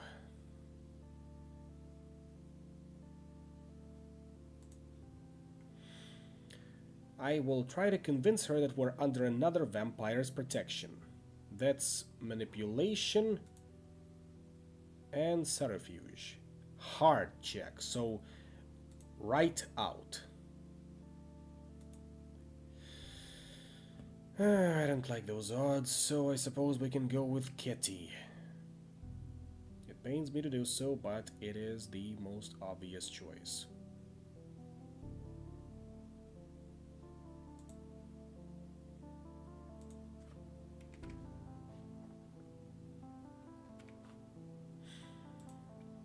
Kitty nods and stands. Yes, she says bravely, almost managing to conceal the quaver of fear in her voice. Pick me. Noriko shrugs. All right then. She grabs Kitty by the hair, pulling her head back to expose her throat, then sinks her teeth into the soft white flesh there. She drinks long and deep, holding Kitty immobile in a clinch, then pulls back and looks at you, her eyes sparkling. She licks away a trickle of blood from one corner of her mouth, then leans forward and closes the holes that her fangs have bored in Kitty's throat with another flick of her tongue. Kitty totters but stays on her feet. Her eyes went glassy while Noriko fed, but now they regain focus again. Is that it? She manages, her voice weak and whispering. Is that all you got? Noriko laughs, cynical yet reluctantly impressed. She eyes Kitty thoughtfully. You're tougher than you look, Kitty Cullen. People underestimate you, don't they? That certainly sounds familiar. Let's get down to business. Noriko sits down on the sofa, putting her muddy sneaker-clad feet up on the immaculate leather. On Monday, you helped Sister Judith of the Society of St. Leopold capture a lupine in the Wicklow Mountains. Judith brought it back into her safe house here in Dublin for questioning. It's been held there ever since, at the tender mercies of the Society. They do enjoy their whips and their chains, those people of God. In any case, somebody must have been careless, because their prisoner's packmates know where he is. They've come to Dublin and they're watching the safe house, waiting for the right moment to attack. Judith is planning to get her captive out of Dublin tomorrow. The Society is going to send a jet to the airport to pick it up. But Judith doesn't have many people she can trust here. You and your group are among them. She'll call you and ask for your help soon. You are going to say yes. It has information I need. Deco has gotten the boys together. You're going to tell him where the Society's safe house is. What information does the werewolf have that you need? Nothing that concerns you. Just do as I say. You're already up to your neck in deep, dark waters. Well, I have other house calls to make tonight. Be good, because I'm like Santa. I'll know if you're not. Winking at you, she and her henchmen make their way out. A few minutes later, Danielle has come to. Kitty, who has training in first aid, has looked at his head wound and satisfied herself that it is bloody but shallow. She has cleaned it up and bandaged it up. Well, fuck. So much for staying out of Noriko's way. What are we going to do? We can't do as she says. I don't know why she wants the werewolf, but it can't be good. I don't know, says Daniel, gingerly feeling the back of his head and wincing. She's a hard woman to say no to, that's for fucking sure. Besides, if Claudia is right, her lot and the werewolves are enemies. Why shouldn't we help her against them?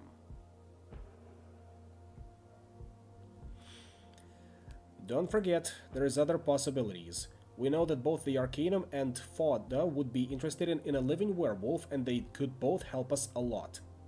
We could double-cross the Society and Noriko. Kitty frowns, but Claudia seems intrigued by the idea. We'll have to run very fucking far, very fucking fast afterwards, says Daniel. But you know, I kinda like the idea. Yes, Kitty says warily. You would.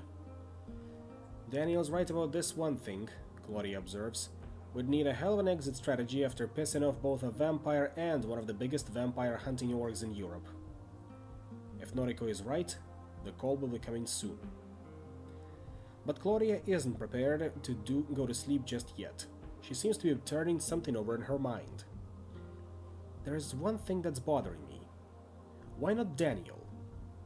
What do you mean? Asks Daniel, pausing on his way to his room. Noriko threatened me and Kitty, not you. Daniel shrugs. Maybe because I was unconscious at the time, so she couldn't frighten me. I fucking knew it. You're a ghoul already, Daniel. Now it all is coming together. So be mentally prepared to kill Daniel at the first possible opportunity. Claudia frowns. Maybe. But immediately after Daniel speaks, your phone rings. It's Judith. The Society of St. Leopold needs your help again. Okay, tell me more. You turn the speakerphone on so that the others who have gathered around you can listen in. Sister Judith tells you that she has been holding the werewolf you helped capture in the Society's cenaculum, or safe house, in Portobello, South Dublin. She has established that his name is Emon. She has made some progress in interrogating Emon, and she is prepared to share her findings with you, but she suspects that the cenaculum's security has been compromised. She has seen on the cenaculum's CCTV strangers loitering on the street outside of the house, and a couple of neighbors have been complaining about huge feral stray dogs paddling around the area at night. She suspects that Emon's packmates have found this location and they're preparing for a full-scale assault on the cenaculum, which has just a handful of defenders. Judith has put in a request for the Society headquarters in Rome, and they are sending a jet. Tomorrow morning, she is going to take Emon to Dublin Airport to rendezvous with the Society extraction team. She suspects that the werewolves will attempt an ambush somewhere along the route. Impressed by your group's skills and cool heads on the hunt on Monday, she wants you to join her to swell the Society's numbers. If all else fails, you will have the responsibility of getting Emon to the airport. It is just as Noriko told you. Do you want to warn Judith?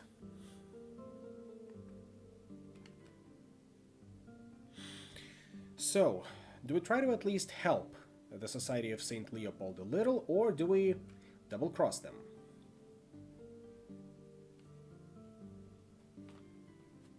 I am leaning towards the second option. No, I plan on keeping my options open for the time being, just as we discussed.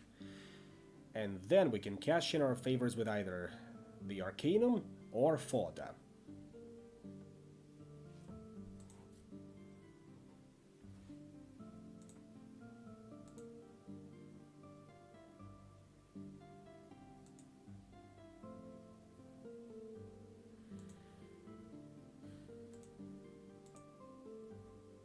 Well, yes, they are insane. After all, they operate on the concept of true faith. Let me actually even pull that one up, just so that you know what you are dealing with. It was somewhere here, I'm thinking.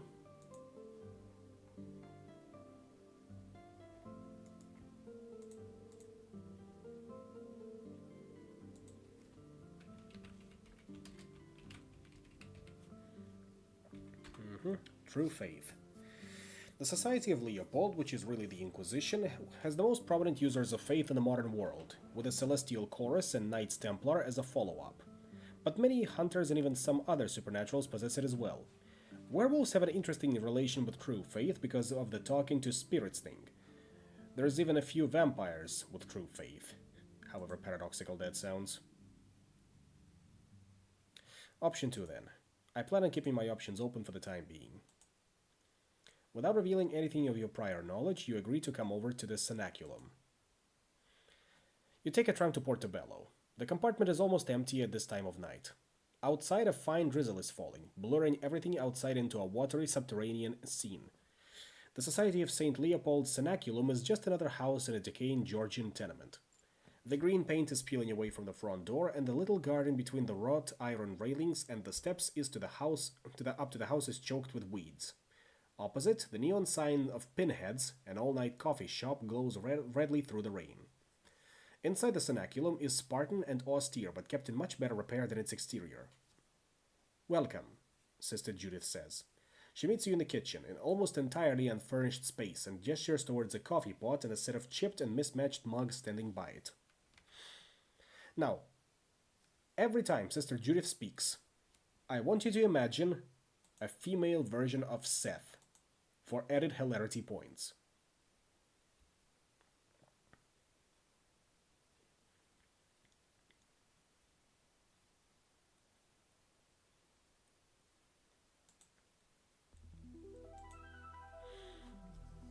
"Help yourself if you want coffee," she says.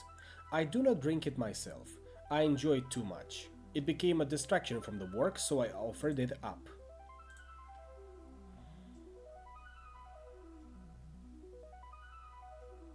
I nod and help myself to a cup of coffee.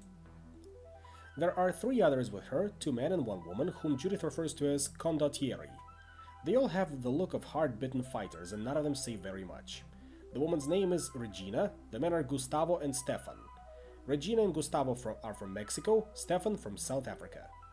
All 3 appear to immediately recognize you as ex-military, like themselves, and they treat you with a marked degree of respect. The 3 condottieri carry handguns and shoulder holsters, and you notice Judith's shotgun lying on the counter. There is a rack which supports 4 sleek black truncheons. "It is difficult to obtain guns at short notice in this country," Judith says, gesturing towards the truncheons.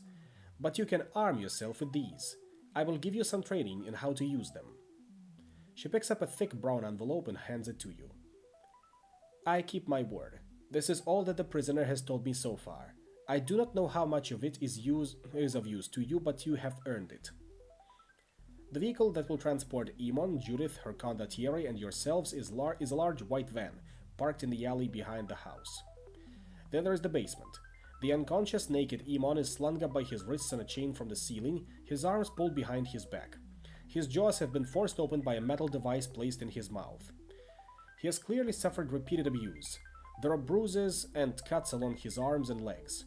Kitty draws her breath in with a gasp as she sees what Judith has done to him. What is that thing in his mouth? The jaws. They prevent him drawing on his satanic powers to change his shape and slip from our grasp. Judith plans to leave at dawn. Daylight may bring you some slight advantage against the werewolves who prefer to attack under cover of darkness. You have just a few hours to prepare. Your heart sinks at the thought of another sleepless night. You are very tired.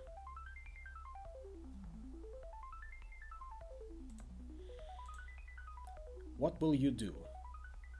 I'm going to set to work making improvised explosives, in case we are attacked. As is the proud Irish tradition. That'll be dexterity plus science and technology. Decent odds. I'll join the others in sparring and practicing combat techniques with Judith. I'm going to slip out and see if I can approach one of the people who Judith says are surveilling the house.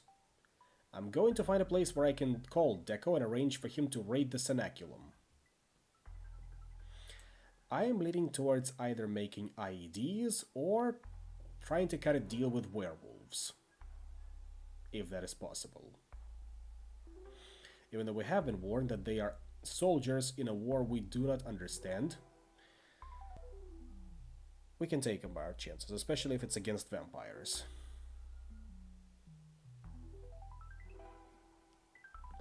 But what choice are you, the viewers, leaning towards?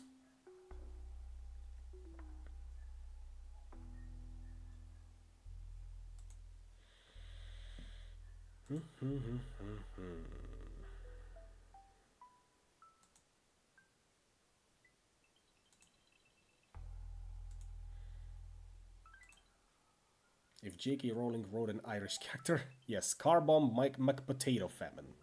Or Seamus Finnegan, as it stood. The guy who constantly has blown himself up. The funny option, huh? Well, making IEDs then.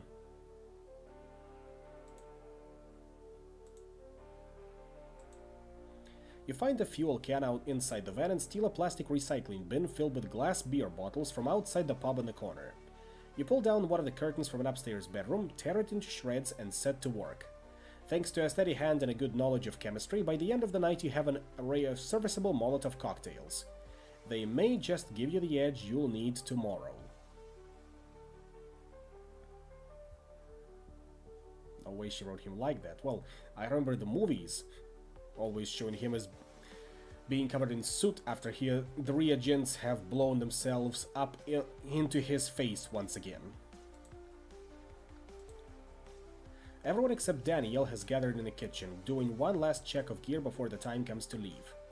Daniel enters through the front door, a large brown paper bag in his hands. "Donuts!" he says cheerfully. You've noticed before how danger seems to light Daniel up. "Who wants donuts?" He turns to you. "Funny thing, since you've been gone, the city has gone absolutely mad for donuts. There's a donut shop on every street corner. Are there any jam donuts?" Sister Judith interrupts. "I like the jam ones." Daniel looks at her in total confusion. "What? I thought your only pleasure in life were cleaning your weapons and talking about how the world is a dark forest. Black coffee is too much fun for you. You really telling me you like donuts?" Judith nods. "Jam donuts." She takes the bag and withdraws a sugar-dusted donut, then bites into it. Deep red jam oozes out. She sighs, nibbling away at the donut with surprising delicacy, as though trying to make it last. "My mother used to make jam donuts. I do not think of her very often, but once in a very long time I will eat a jam donut. It is the taste of another world, of a young world filled with possibilities." And then you are all getting into the van. Noriko must realize by now that you have double-crossed her. You can expect no mercy from the Duffys. You, Judith, and Gustavo take the seats in the front, with Judith behind the wheel. Claudia, Kitty, and Daniel stand behind you. Lastly, come Stefan and Regina with Emon behind them. The metal device is still holding his jaws apart and his arms are handcuffed behind his back. Somebody has thrown in a ragged black woolen cassock over him. All 5 people around him who have the task of watching him throughout the journey. Judith turns the key in the ignition and the van rolls out into the grey Dublin morning. The mood in the van makes you think of convoys you've been in, driving across Afghanistan. In your present circumstances, Dublin's familiar streets are as menacing as the scrubbed mountains of Helmand province. As the van crosses O'Connell Bridge, a thick fog rises up from the Liffey in your wake. It spreads fast, covering the streets ahead in choking white. "I've never seen a fog spring up as quick as this in Dublin," Daniel comments from the back. "Could this be them?" asks Kitty. "Can they control the weather?" "They are demons, Catriona Cullen," Judith says sourly. Her momentary good mood is back as the cenaculum has evaporated. "All the powers of hell at their command." The dense fog slows your progress and the tension rises as Judith navigates the streets beyond O'Connell Street. The moment you have been expecting happens as she drives down a narrow street on the outskirts of the city. Suddenly, a black SUV pulls out from an alley ahead and blocks the road ahead. Judith throws the van into reverse, but you simply slam back into another SUV that has appeared behind you. You are caught in a trap. A masked figure leans out of the passenger window of the SUV in front and points an assault rifle. There is a blast of noise. The windscreen shatters and explodes and Judith is thrown backwards against her seat. Something wet and warm splashes in your face. It takes you a moment to realize that it is Judith's blood. The gunman bullet hit her in the head, destroying her face and killing her instantly. It is as though time has stood still. For a moment, all you can do is stare at Judith's ruined face. What just happened? How could Judith be dead? You're vaguely aware that you are in danger, that you need to move, but you cannot bring yourself to stir or move a muscle. It is as though you are struggling to move in a dream. Then another blast of sound interrupts your reverie. It is as though you have been punched incredibly hard in the chest. You gasp for breath. The gunman has shot you in the ribs. Gustavo, cursing in Spanish, grabs you by the neck and pulls you into the street while the gunman takes aim again. Outside, there is a mad scramble from both the front and the back of the van to take shelter. Daniel has kicked in the door of the building the van is parked by, a long-abandoned corner store. Inside, Stefan is watching Emon, who kneels on the floor. Regina has raced upstairs. From the sound of gunfire above, she is firing down at your attackers from an upper floor window. Gustavo is doing the same thing from the shattered doorway behind you. Daniel and Claudia grip their truncheons. Kitty does as well, although her face is pale and shaken. Gustavo leaves off firing and crouches down on the floor, lighting a cigarette. They're drawing back, getting ready to rush us. Gotta be bloody. Couldn't we threaten that one? Asks Daniel, indicating Iman. They're his friends, right? They want to free him. As though in an answer, a terrible howl cuts through the foggy air, followed by a shriek of pain and the rumble of semi-automatic gunfire. Claudia cocks her head to listen. I didn't think so, Daniel. Do you hear that howl? Those are Iman's friends, and they're not friends with the lads who attacked us, from the sounds of things. I think that the guys who shot Sister Judith and boxed us in are with the Duffy gang. They've used the same tactics hijacking armored cars before, picked them up from the IRA. And if they're Duffys, you know who sent them. She doesn't need to tell you, Kitty, or Daniel. As you've heard, the Duffy organization in Dublin is under the control of the vampire Noriko. She must want Iman as well. But now that Iman's packmates have attacked the Duffy gangsters, a three-way battle is raging around the shop. From the rhythm of the sounds, long periods of silence followed by growls and a blast of gunfire, the werewolves are at stalking the gangsters' positions, playing a cat-and-mouse game with them under the cover of the fog. The situation is desperate. You have time for only a whispered discussion. Given that Iman is the main target, it's clear that if you could get out of here with him, your attackers would move on as well. On the other hand, the noise of this battle might already be drawing Garda attention. Once the police are on their way, the Duffy gangsters will scatter. You just have to survive to that point. What will you do? I will take Iman in the van and try to get clear of the ambush while the others cover me. That's composure and driving. So, composure 3, but driving 1. I will prepare to fight alongside the others, hoping to hold off our attackers for just long enough. That's dexterity and firearms, or strength and melee. Decent chances. Or I will try to sneak out of the back of the shop with Iman while the others provide a distraction. That's dexterity and clandestine. A little less, but still there. The first option is not very good one, so I suppose we can hold that one off. That leaves us with either option 2 or option 3. Do we stand our ground, or do we remember the basics of sneaking?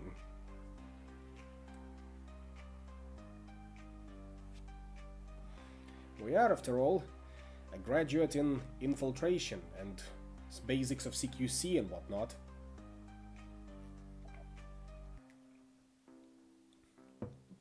But we are a Royal Marine Commando first and foremost, so let's see whether standing our ground will do the trick.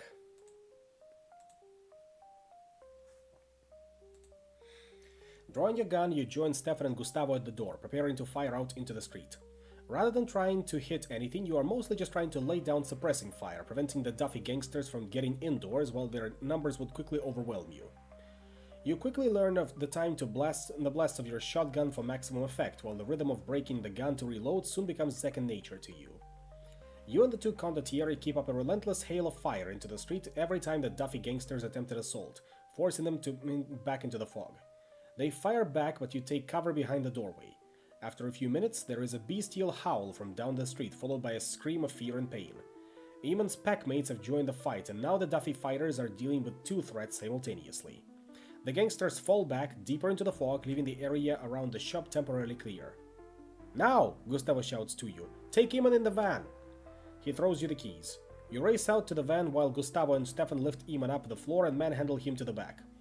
You know that once Eamon is in the van, the werewolves will follow you rather than continuing to attack the shop. With the SUVs gone, the way is clear. You slam the accelerator down and race down the street. Lean grey shapes chase after you, howling. They are moving at incredible speeds, but even they cannot hope to catch you. You are free.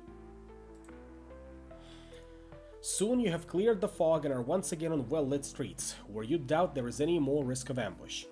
You have Eamon now, but it's time to consider what you want to do with him. However,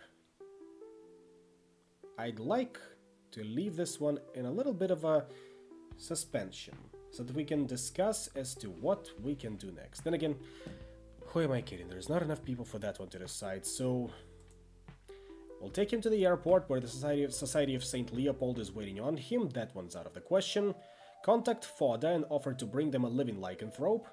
Contact the Arcanum and offer them Emon, or set Emon free here and now. So, Arcanum or fodder? Knowledge or money? Where do our loyalties lie?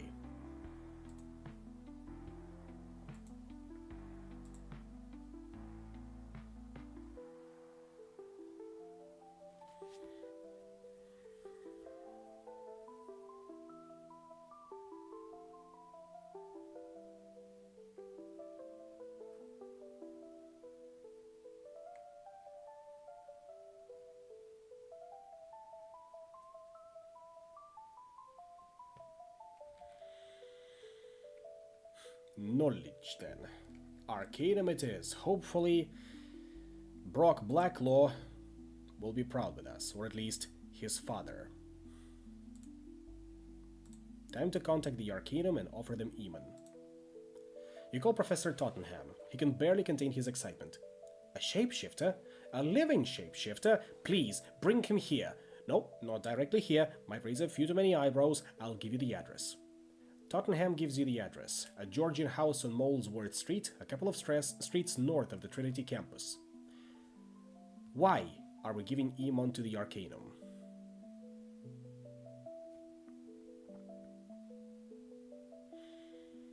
I have reasons to think that they'll treat Emon far more humanely than the Society of St. Leopold would.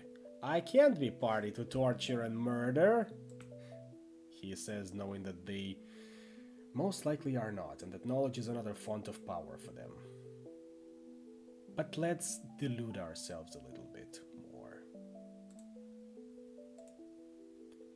Tottenham is waiting on the steps outside the house along with Adam when you drive up. The three of you quickly hustle Emon into the house before anyone on the street can notice how he's bound. Inside, you find yourself in a sumptuously decorated lobby, an imposing marble staircase at one end. Tottenham, ignoring it, leads you left into a ground floor study where a couple of broad-shouldered men, Trinity porters by the looks of them, stand about. A shapeshifter, Tottenham says, excitement gleaming behind his spectacles as he inspects Emon. How extraordinary. Not since the Reverend Barling Gore has any member of our order ever knowingly held converse with one of his kind. He frowns, somehow seeming to notice for the first time in the metal jaws that holding Emon's mouth open. Held converse once that monstrosity has been pried off, of course. O'Shea, I want you to see to it that this man is freed from that medieval torture implement the moment we get back to Trinity. O'Shea, one of the porters, nods.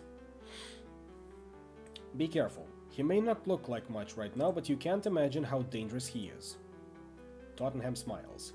Believe me, I'm well aware. But we're not without our resources in the Arcanum. Tottenham looks at Adam. If you will be so good. Adam nods and crosses the room to stand in front of a bookcase. He pulls a hidden catch underneath one of the shelves and the entire bookcase slides back, revealing a flight of stairs leading down into the earth. Tottenham smiles. I confessed, did I not, to a certain flair for the theatrical amongst my brethren, and most notably our founding father here in Dublin. Our tunnels run all over Trinity and beyond. A great convenience at times, not least for drunken graduate students stumbling shamefacedly home and at an hour well past the official shutting of front gate. He gives Adam a significant look. The porters lead Emon down the steps. Now, as to your reward for this significant service to scholarship, we have already wired you 20,000 euro. Our experience is that independent hunters usually have a use for ready cash as well, so please find 5,000 euro in this attaché case. Adam hands you a handsome red leather-bound case, flipping it open to reveal its contents, stacks upon stacks of euro bills. My colleague, Miss Cynthia Petherbridge, informs me that your friend and fellow hunter, Mr. Daniel Owen, is in significant amounts of debt. We have already arranged to have this debt erased.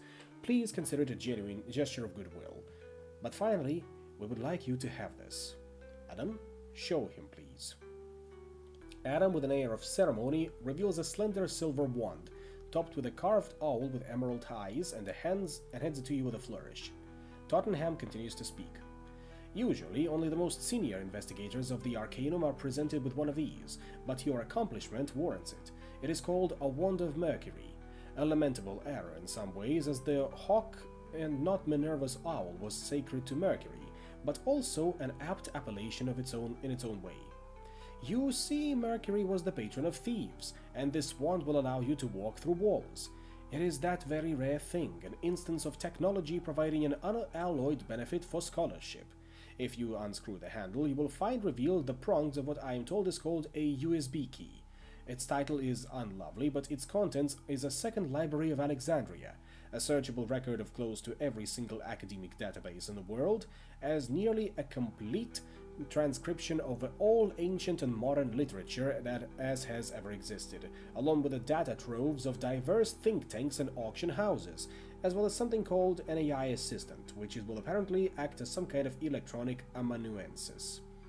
If your thirst for knowledge is still not quenched by that, well, Adam explains it best.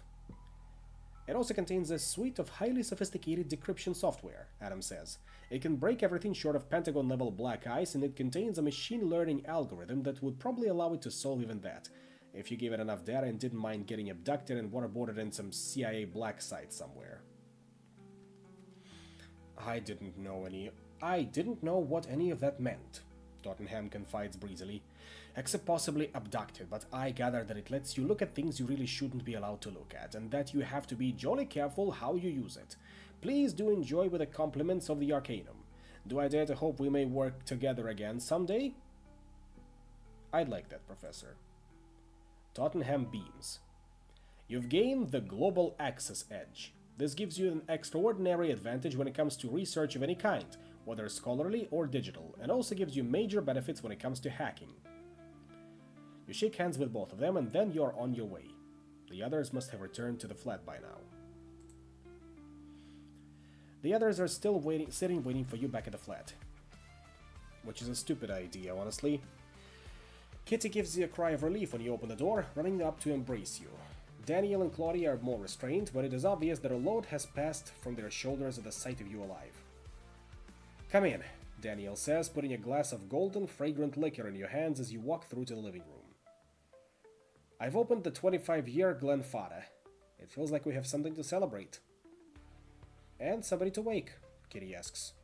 Poor Sister Judith. I don't know what happened to her to make her the way she was. I don't know if she could ever have changed. I will pray for her soul. Claudia shrugs. Yeah, she was fucking crazy, but she was a real hunter, even if she didn't call herself one. I drink to her. I'll always drink to another hunter. You sit down. While Daniel orders pizza, Claudia tells you what happened to them after you got away, with occasional interjections from Kitty. Once you attackers realized that you had escaped with Iman, they broke off the attack and left to pursue you, followed by lycanthropes that were stalking them. Gustavo and the other two condottieri took Judith's body and returned to the cenaculum. Kitty, Daniel, and Claudia returned to the penthouse and to wait word from you. Although they didn't say so, it's obvious that it's been a very tense time. You tell them of how you handed Iman over to the Arcanum and of the Wand of Mercury that they gave you. Daniel is immensely grateful for the clearing of his debts, but it is Claudia who is the most excited. The Wand of Mercury, she says, her eyes shining. I've heard rumors, but this is incredible. I can't imagine a more powerful tool for investigation. The Society will be coming after us now after the way we double-crossed them, but frankly, who fucking cares? With a wand, I'll be able to see them coming from 100 miles away. They won't be able to hide any secrets from us. Nobody will be able to hide any secrets from us. The pizza arrives, and Daniel takes it to the kitchen to start distributing slices. You get up to take your plate, and something crinkles in your jacket pocket. Investigating, you find a thick brown envelope. It contains the typewritten notes from Iman's interrogation, the ones that Sister Judith gave you at the cenaculum last night. With all the frantic activity since then, you'd forgotten about them. With a slice of pizza in one hand, you start flicking through them. A word catches your eye. Despite how tired you are, despite how hungry you are, you find yourself putting down the pizza untasted, tuning out the other's conversation and around you as you read through the notes. Claudia notes your excitement. What is it, Liam? Those are Sister Judith's notes, aren't they? What have you found? You look up. The three of them are all looking at you in expectation. I know where Cormac is, you tell them. I know where he's been all along.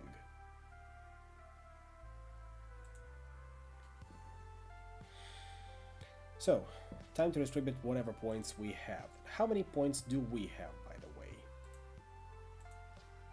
10 points. Then, we are immediately raising leadership. That's 9 points. And we're gonna be banking the 1 experience point until next time.